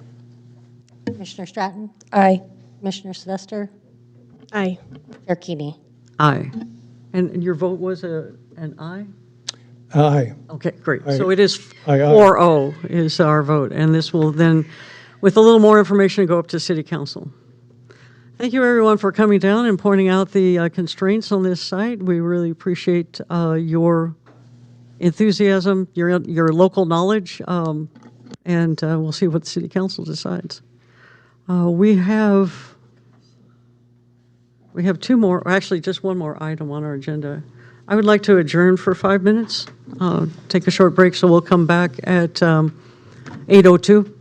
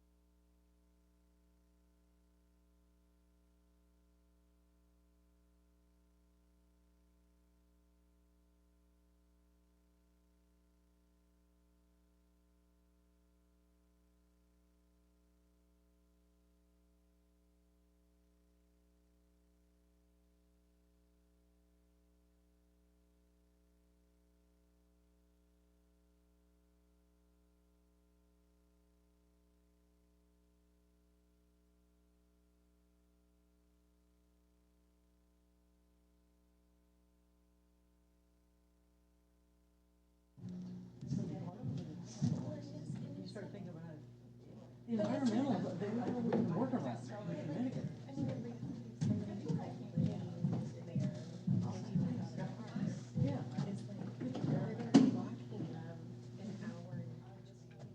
That was a really good point. Like, people have talked about all sorts of walking to school, huh? To school. Bus them, but. And that was, and unfortunately, the initial study is, they couldn't take that, although I think traffic accidents.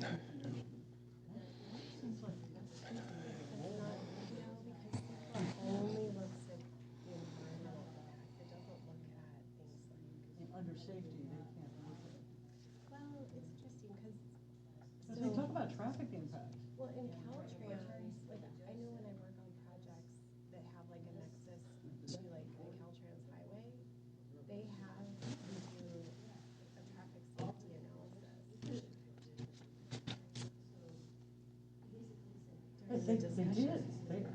Did they do Yeah, one? it's in there. It's just, they talk about, yeah, they talk about the goals of the general plan. I don't want to relive it. I think we came up, yeah, that based on the evidence we have in front of us tonight, now, when she talks to DFC and they say, oh, hell no, you got until August, then, city council's going to have to make that tough decision. That, because. And they might, the council members have been, some of them could probably, like they might have more information about the history of these parcels. Yeah, they might have some institutional knowledge. I mean, I sure hope we don't lose,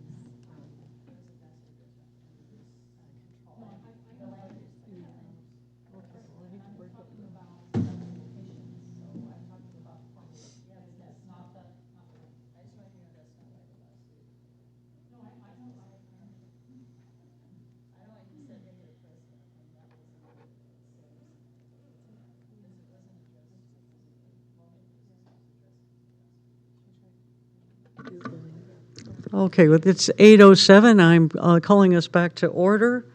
We have item 9.3. This is an appeal, 2601, Vista Sotheby's International Realty. And there's no one left. It was so full a few minutes ago. All right. So before we get any further with this, I am going to recuse myself on this item because I am the complainant, and I feel that I could be objective, but to be completely fair to the project proponent, the applicant, I'm just going to leave it in your good hands. As I exit, you need to appoint a temporary chair to finish up this item 9.3. And in closing, should this come back to us under the CUP process, again, I feel that I would be able to be completely objective in deciding that as well. But I'll go around where I can't see or hear you. I'm going to take my phone in case, I'm going to try to get the word over. Can you provide public comment? Can you be our sole commentator? do we need to make a motion to appoint a temporary chair? Yes. I'd like to make a motion that Commissioner Smith is temporary chair.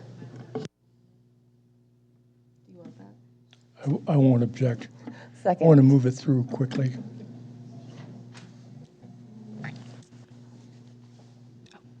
All right. By acclamation. So. Take it away. The items before us, would you, Ms. Kendrick, give us a staff report, please? Absolutely. Thank you, Interim Chair Smith and Commissioners. You know me, I'm Carol Kendrick, the Development Services Director, presenting item 9.3, which is Appeal APP 26-01, filed by Vista Realty, Inc., doing business as Vista Sotheby's International Realty. Tonight's question is narrow. Does the business occupancy at 413 Main Street meet the definition of a formula business under the Placerville Municipal Code, Section 10-1-4? Based on administrative records, staff determination is supported by substantial evidence, and we recommend that the commission deny the appeal and uphold the director's classification.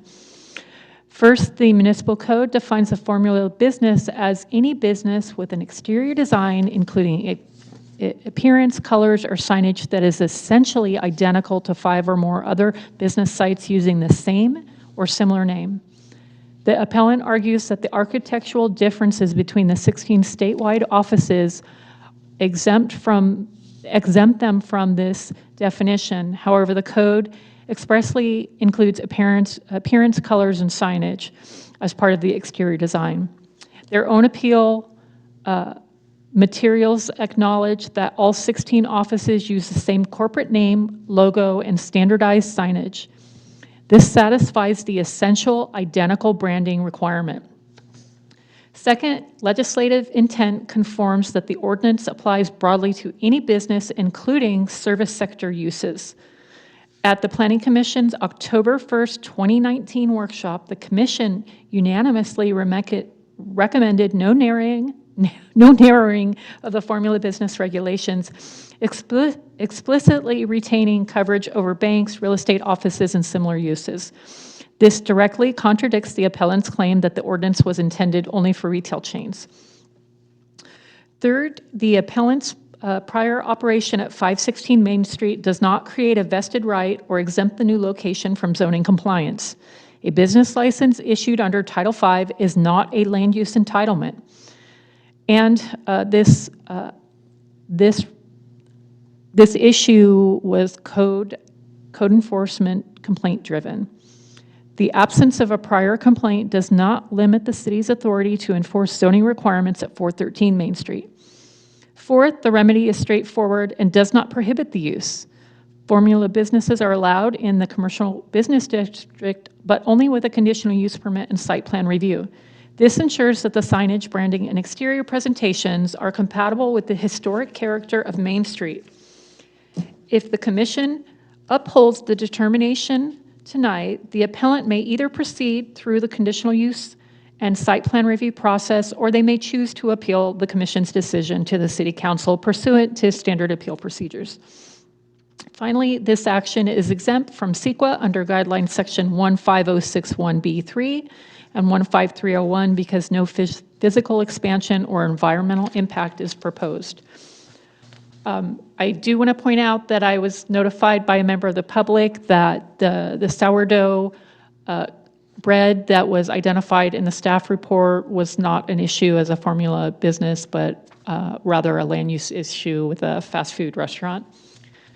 So at this time, and for these reasons, staff recommends that the commission deny the appeal, uphold the director's administrative determination, and affirm the requirement of a conditional use permit and site plan review. This concludes my presentation. I'm happy to answer any questions you may have. Any questions from staff, from our colleagues? No. And we see nobody in the audience. Anybody interested in entertaining a motion? Chair Smith, we actually need to close the public hearing before we entertain a motion. Close the public hearing. Just technical. For all you folks out there, thank you for coming. We really appreciate your time. And the public participation is closed. Thank you.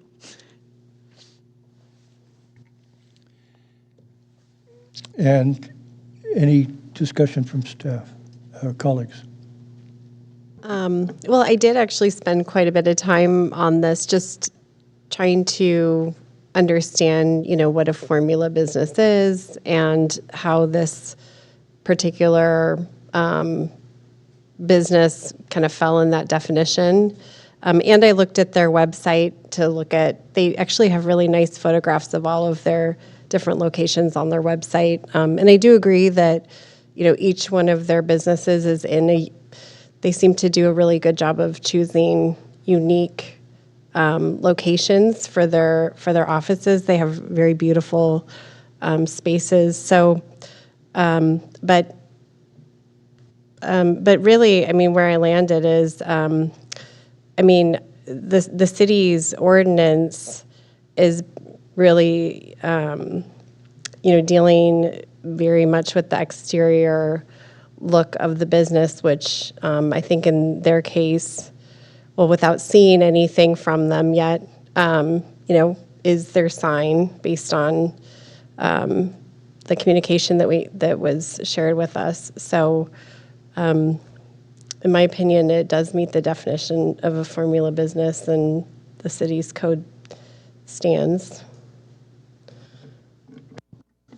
I agree. I went through that same process and started thinking through, okay, well, maybe this is not the type of business that we were aiming for when the code was written. Maybe that's something that we want to explore.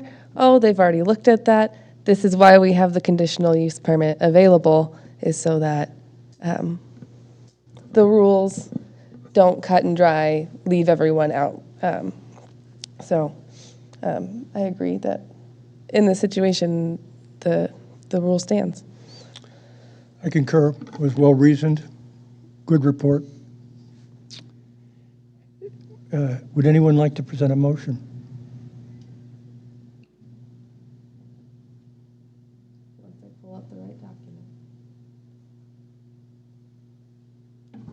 I will make a motion to uphold the Development Services Director's administrative determination that the business occupancy at 413 Main Street constitutes a formula business under Placerville Municipal Code Section 10-1-4 definitions. And a second? I'll second. Call for the vote. Commissioner Sylvester? Aye. Commissioner Stratton? Aye. Commissioner Smith? Aye. Excuse me for a moment while I bring back Chair Keeney.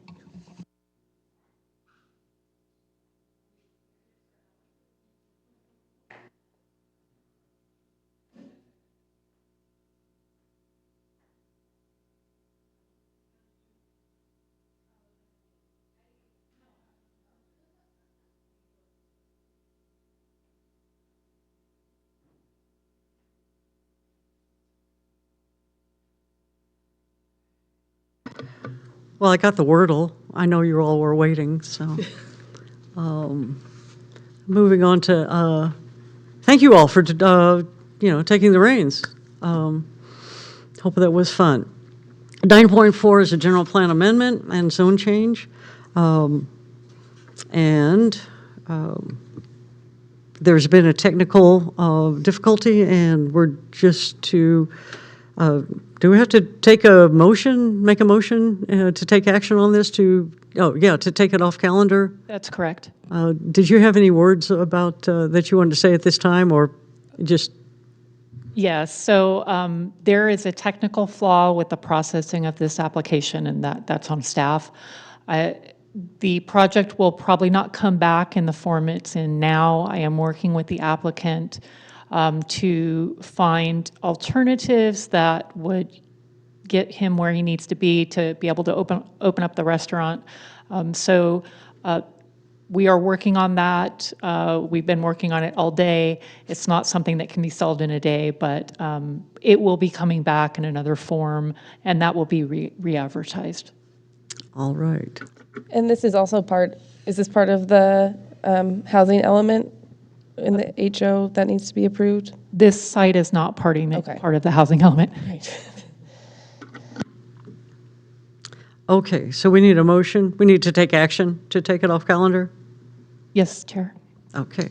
Can I get a motion to take it off calendar? I make a motion to take General Plan Amendment 2604 and zoning change 2604 off calendar. Second from Mr. Smith. Any further discussion? All in favor, say aye. Aye. Aye. Anyone opposed? All right. Well, I look forward to that. I don't like abandoned buildings. No one does. We like to see vibrant economy in Placerville, so I hope you can get that settled. Yes, I have the support of the city manager in being able to not have that vacant building at that site. Okay, next up is continued items. Approve the minutes of the regular Planning Commission meeting of May 5th, 2026. So as I look on there, why was this postponed? Was it, we didn't have enough people to vote on it? It was, I think that's right. it was I saw this in the meeting minutes when when I watched the May 19th meeting, because it was postponed because you didn't have a quorum of the people present. The people that had been present at that meeting. So, Which I think tonight we don't- have, okay, Commissioner, so it was just Lepper, Keeney, and Smith without Sylvester or Stratton. And I did not watch the video for that one. I did watch the video for that one. All right. Do you have any comments on the minutes? I do not.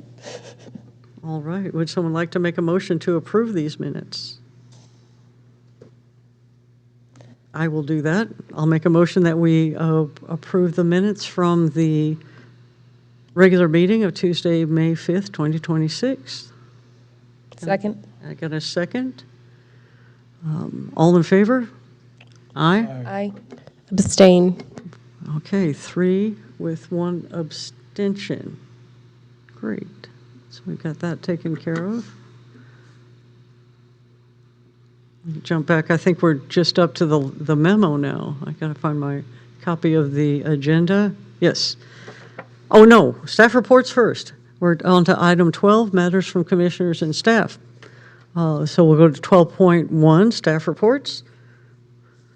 Any updates from staff on upcoming meetings, recent actions from city council, and so on? I have no update tonight. No updates. She's I was just updated focused out. about the public hearings. Okay, and now we'll move on to 12.2, Planning Commission matters. We have on the agenda 12.2.1, which is the memo to City Council on the Historic Design Guidelines update. And there was some going back and forth this afternoon. I had submitted for your consideration a memo to update City Council, and then Commissioner Sylvester had some updates that I incorporated, and then I sent out a final copy for everyone's review. I'm trying to find that. There it is.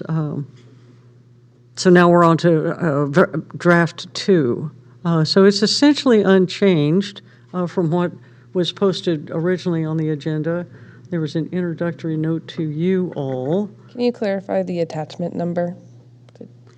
12.2.1? 12.2, going back here to the agenda. 12.2.1. Perfect. Thank you.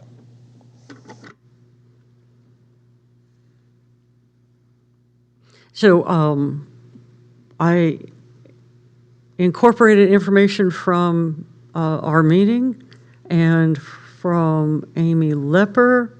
Amy Lepper circulated a memo to us all that staff sent out to us. I included that, talking about progress on the website, informational flyers, and then the changes from Catherine were around recommendation 4, and I incorporated them somewhat. I want to keep it brief and direct, so I changed your wording a little bit, but I did pull out bullet points about the SOI standards, City of Placerville documents and procedures, and then I also changed, talking about at our special meeting on June 8th, I just put it in the first person. I provided Commission a draft framework. I kind of, I didn't want to overstate our progress on this. I thought that, Catherine, you kind of made it sound trying to like we bolster. went a little farther than we did. Really, it's just, it was presented. We didn't really we didn't talk about it that much, and we certainly didn't take any action on it. And right now, our next steps are for all of us to review it and keep this draft framework going for more reviews and edits. And I think that's accurate where we are. And one question you had was the October 2026 timeline to have it approved. And you had asked if we had to get city council approval. And honestly, I don't know that we do. So that was a question that was in Catherine's version that you circulated. And does city council want to review our framework, or do they just want us to adopt something and let them know what it is? Well, I'll be taking the update to City Council next week, so I can pose that question, and the update is, do they want final review or? So you could distribute this memo to them next week to update them, and then they could mull it over and let us add some clarification. Because in the Cleve Morris memo, it didn't say anything about that. Although of course we have their guidance and we work at their we're here at their pleasure and so on. So, but I don't want to. If they don't care about it, I want, that's not, if they don't feel like the need to approve our work, then, let's just adopt it ourselves as a commission and work with it, so. I'll report back to the Planning Commission after this item goes to City Council. Okay, so that's the status of the memo. I think the way I understood the original mandate of whatever it was 10 or 12 years ago, we have a set of guidelines of what we can do under the historic mandate. You're looking at me oddly. It's a series of things we can do. I don't have it in front of me. I could pull it up on the screen, but it's one of them is that we're able to give advice to the council. So that's the posture. It's not that we're required to. It's that our role is to give advice where we deem it appropriate. Right. I remember that from the directions for the historical review committee and also that's a responsibility of the Planning Commission is to advise City Council. So, any other changes to this memo? I can't remember, was it City Council's recommendation that we deprioritize objectives 2 and 3? Right. Okay, great.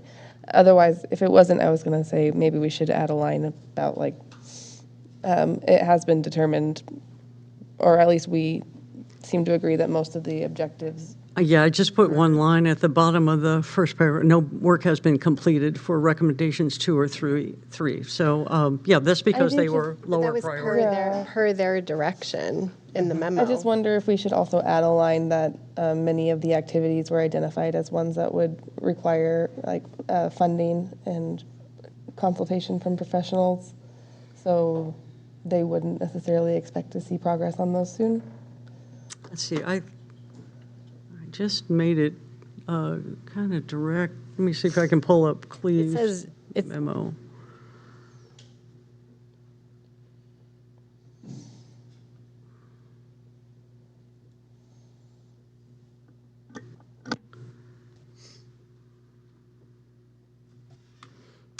Do you have thoughts about that? Or even just... I'm not sure. Even just maybe say per council's direction, no progress has been made on these areas. Oh, okay. Let's see. Let me just close this down so I can get back to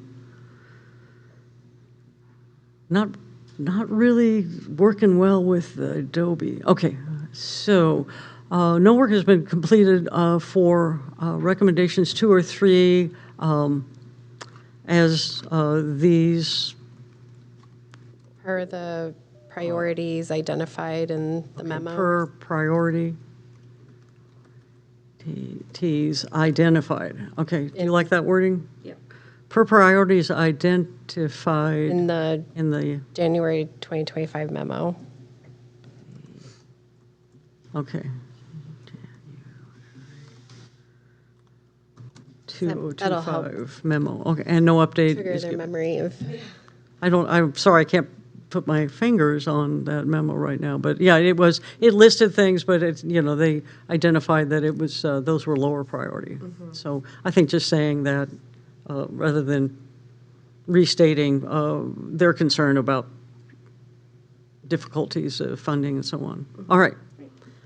Any other changes to the memo to City Council? I guess I wanted to outline the objections I made before to give the reasons. The copy that was sent to us in the middle of the week did not get included in the packet, as far as I know. So what we're looking at now is not something that the public has looked at where they're in a position to give feedback. That's one concern. The other is that... The concern of what? The memo? Correct. Okay. So there's although there's no one here, no one would have been knowing what we would be talking about. They wouldn't have had a written copy. When we were here before for a special meeting, Amy Lepper read from something that she drafted on her computer, and I assume that's what we later got back in written copy. But that's one concern. The other is that the contributions to this project have been 3 members were identified from city members of the commission. And then Amy would frequently refer to input from and discussions with Councilmember Jackie No and City Manager Cleve Morris over a course of a couple years. I think from a standpoint of management, when you have a committee that worked on a subject for 2 years, it's best not to scrap it altogether and start off with something new. It's true that the 2 persons who strongly opposed the creation of that committee and its work product are around, whereas the other 2 members, Michael Friend and Ryan Carter, are not. I think that kind of institutional history and work gets lost. Here's an example. I've mentioned now about 5 times. But do you have any changes to the memo? Do you have text that you'd like to insert? Because I'm about to give you an example. As an example, Ryan Carter and I have to... something that we can add to the text of the memo as opposed to rehashing history. The original memo to City Council that the Cleve Morris memo was, that we received back from them, that already included that work from the special committee that you and Ryan Carter were on. And in fact, it was at your insistence that even though at first Michael Friend didn't want that special committee report appended, it eventually was appended in what we gave to City Council in the first round. So they have that. That's memorialized. That's archived. So in no way is that work scrapped or forgotten. But we are moving forward, and what they're asking for is an update on the progress that we've made to date since January 20. What is the date of that? I've written so many times, but the Cleve Morris memo. So they're looking for a current update. So do you have something to add about the work that's taken place since we've received that memo from Cleve Morris? As I was about to suggest, the element of a guideline should include the same listing, the same kind of listing that you have in Grass Valley. Oh, so you're talking about the framework. That's still underway. This is just an update to City Council on that we're still developing the framework. So as it says here in the memo, we, and I apologize, I've had a lot, and we had a lot to do tonight. I didn't submit another draft of the framework, but that's our next steps, to review that draft framework and provide edits, and we'll keep working on that. So at that point, we can include things like references to what they're doing in Grass Valley, if, we deem that appropriate. But what we need to have right now, Kirk, is an update that we can provide to City Council on the work that's taken place since we got that memo written by Cleve Morris. So you don't have anything to add? Other than what 3 of us had recommended before, is that you get feedback from the public. Well, that was under, I believe that's in recommendations 2 or 3, to hold more workshops and things like that. And so we haven't taken any action on that yet. Oh, it was under objective 1, but it was deprioritized by city council in that memo. So I agree with how it's written here. It's a very nice, brief update, exactly what's happened since January 2025, which is essentially when you and I came on. So that's where I'm plugging it in my mind, is 2 months later I joined. And we haven't had those public hearings because city council told us to hold off on that, so.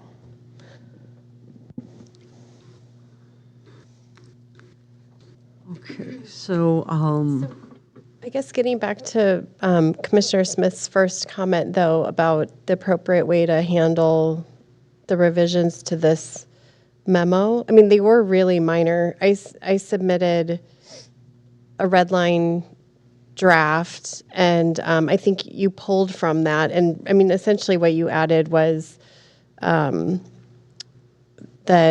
we'd also, done a comprehensive review of city documents. I mean, that was, and you did a little bit of reformatting. yeah, thanks for bringing us back to that. Yeah, I don't feel that these are substantive changes to the memo. It's a rewording, re-emphasizing, and, I appreciate your work on it. I was just trying to highlight the work that had happened, Yeah, so that they, so that was clear that we had been spending time on it, but it's just the timeline's been extended. Right, and I'd like to interject, this is just an update to the city council and really doesn't, the public doesn't need to be involved in how you're updating the city council on your progress. When we bring this up in future meetings and we're discussing the programs and the framework, that definitely needs public input, but for an update to city council, that is a task that has been assigned to the Planning Commission to do. And thank you for that. Appreciate it. Under recommendation 2, that's the review the historic district inventory. We touched on that a little bit under the framework, and I pulled all of that out of any kind of update. That was what we presented at the special meeting, or what we saw at the special meeting.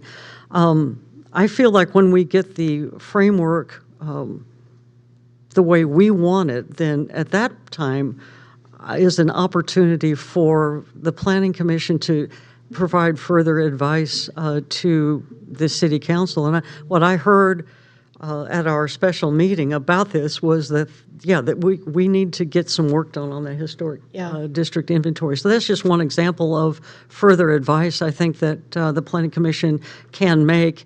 But we're not ready to do that right now. They've asked for an update, and I think this is a concise update of the work and some timelines and next steps, just like they asked for.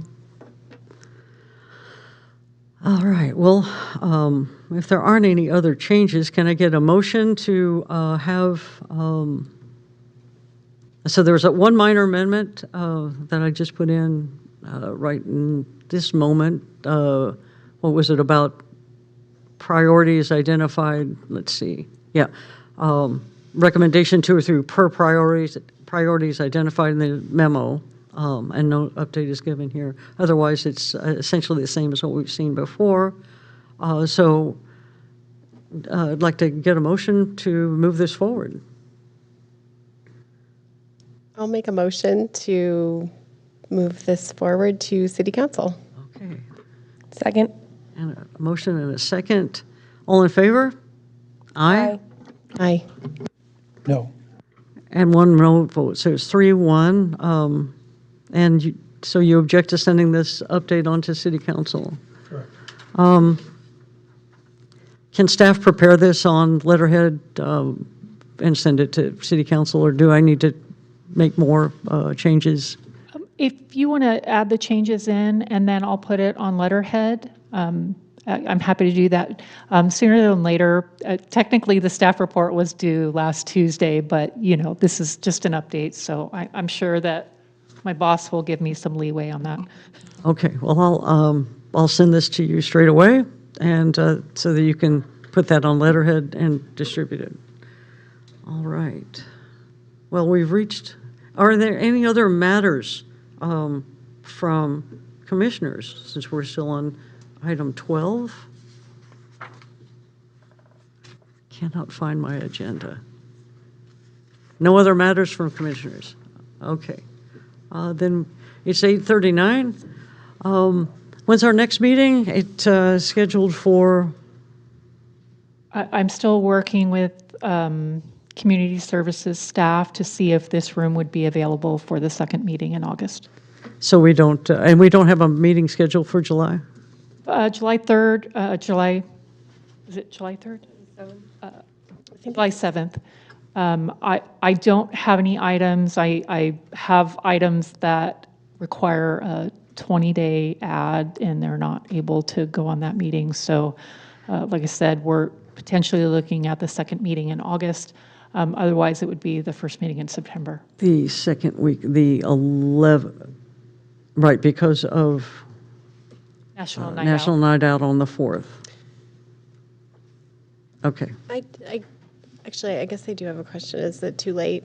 Um, We can, a question for staff? it's a question for us. Okay. We can wait, or it can be- Okay, if it can wait, I think that might be, since we We already adjourned. We've already adjourned Okay. until we don't know when. Hold us in suspense. It's going to be good. We'll have to do a cancellation for the July 7th, so we'll, do what we legally are required to do, so the public will be aware.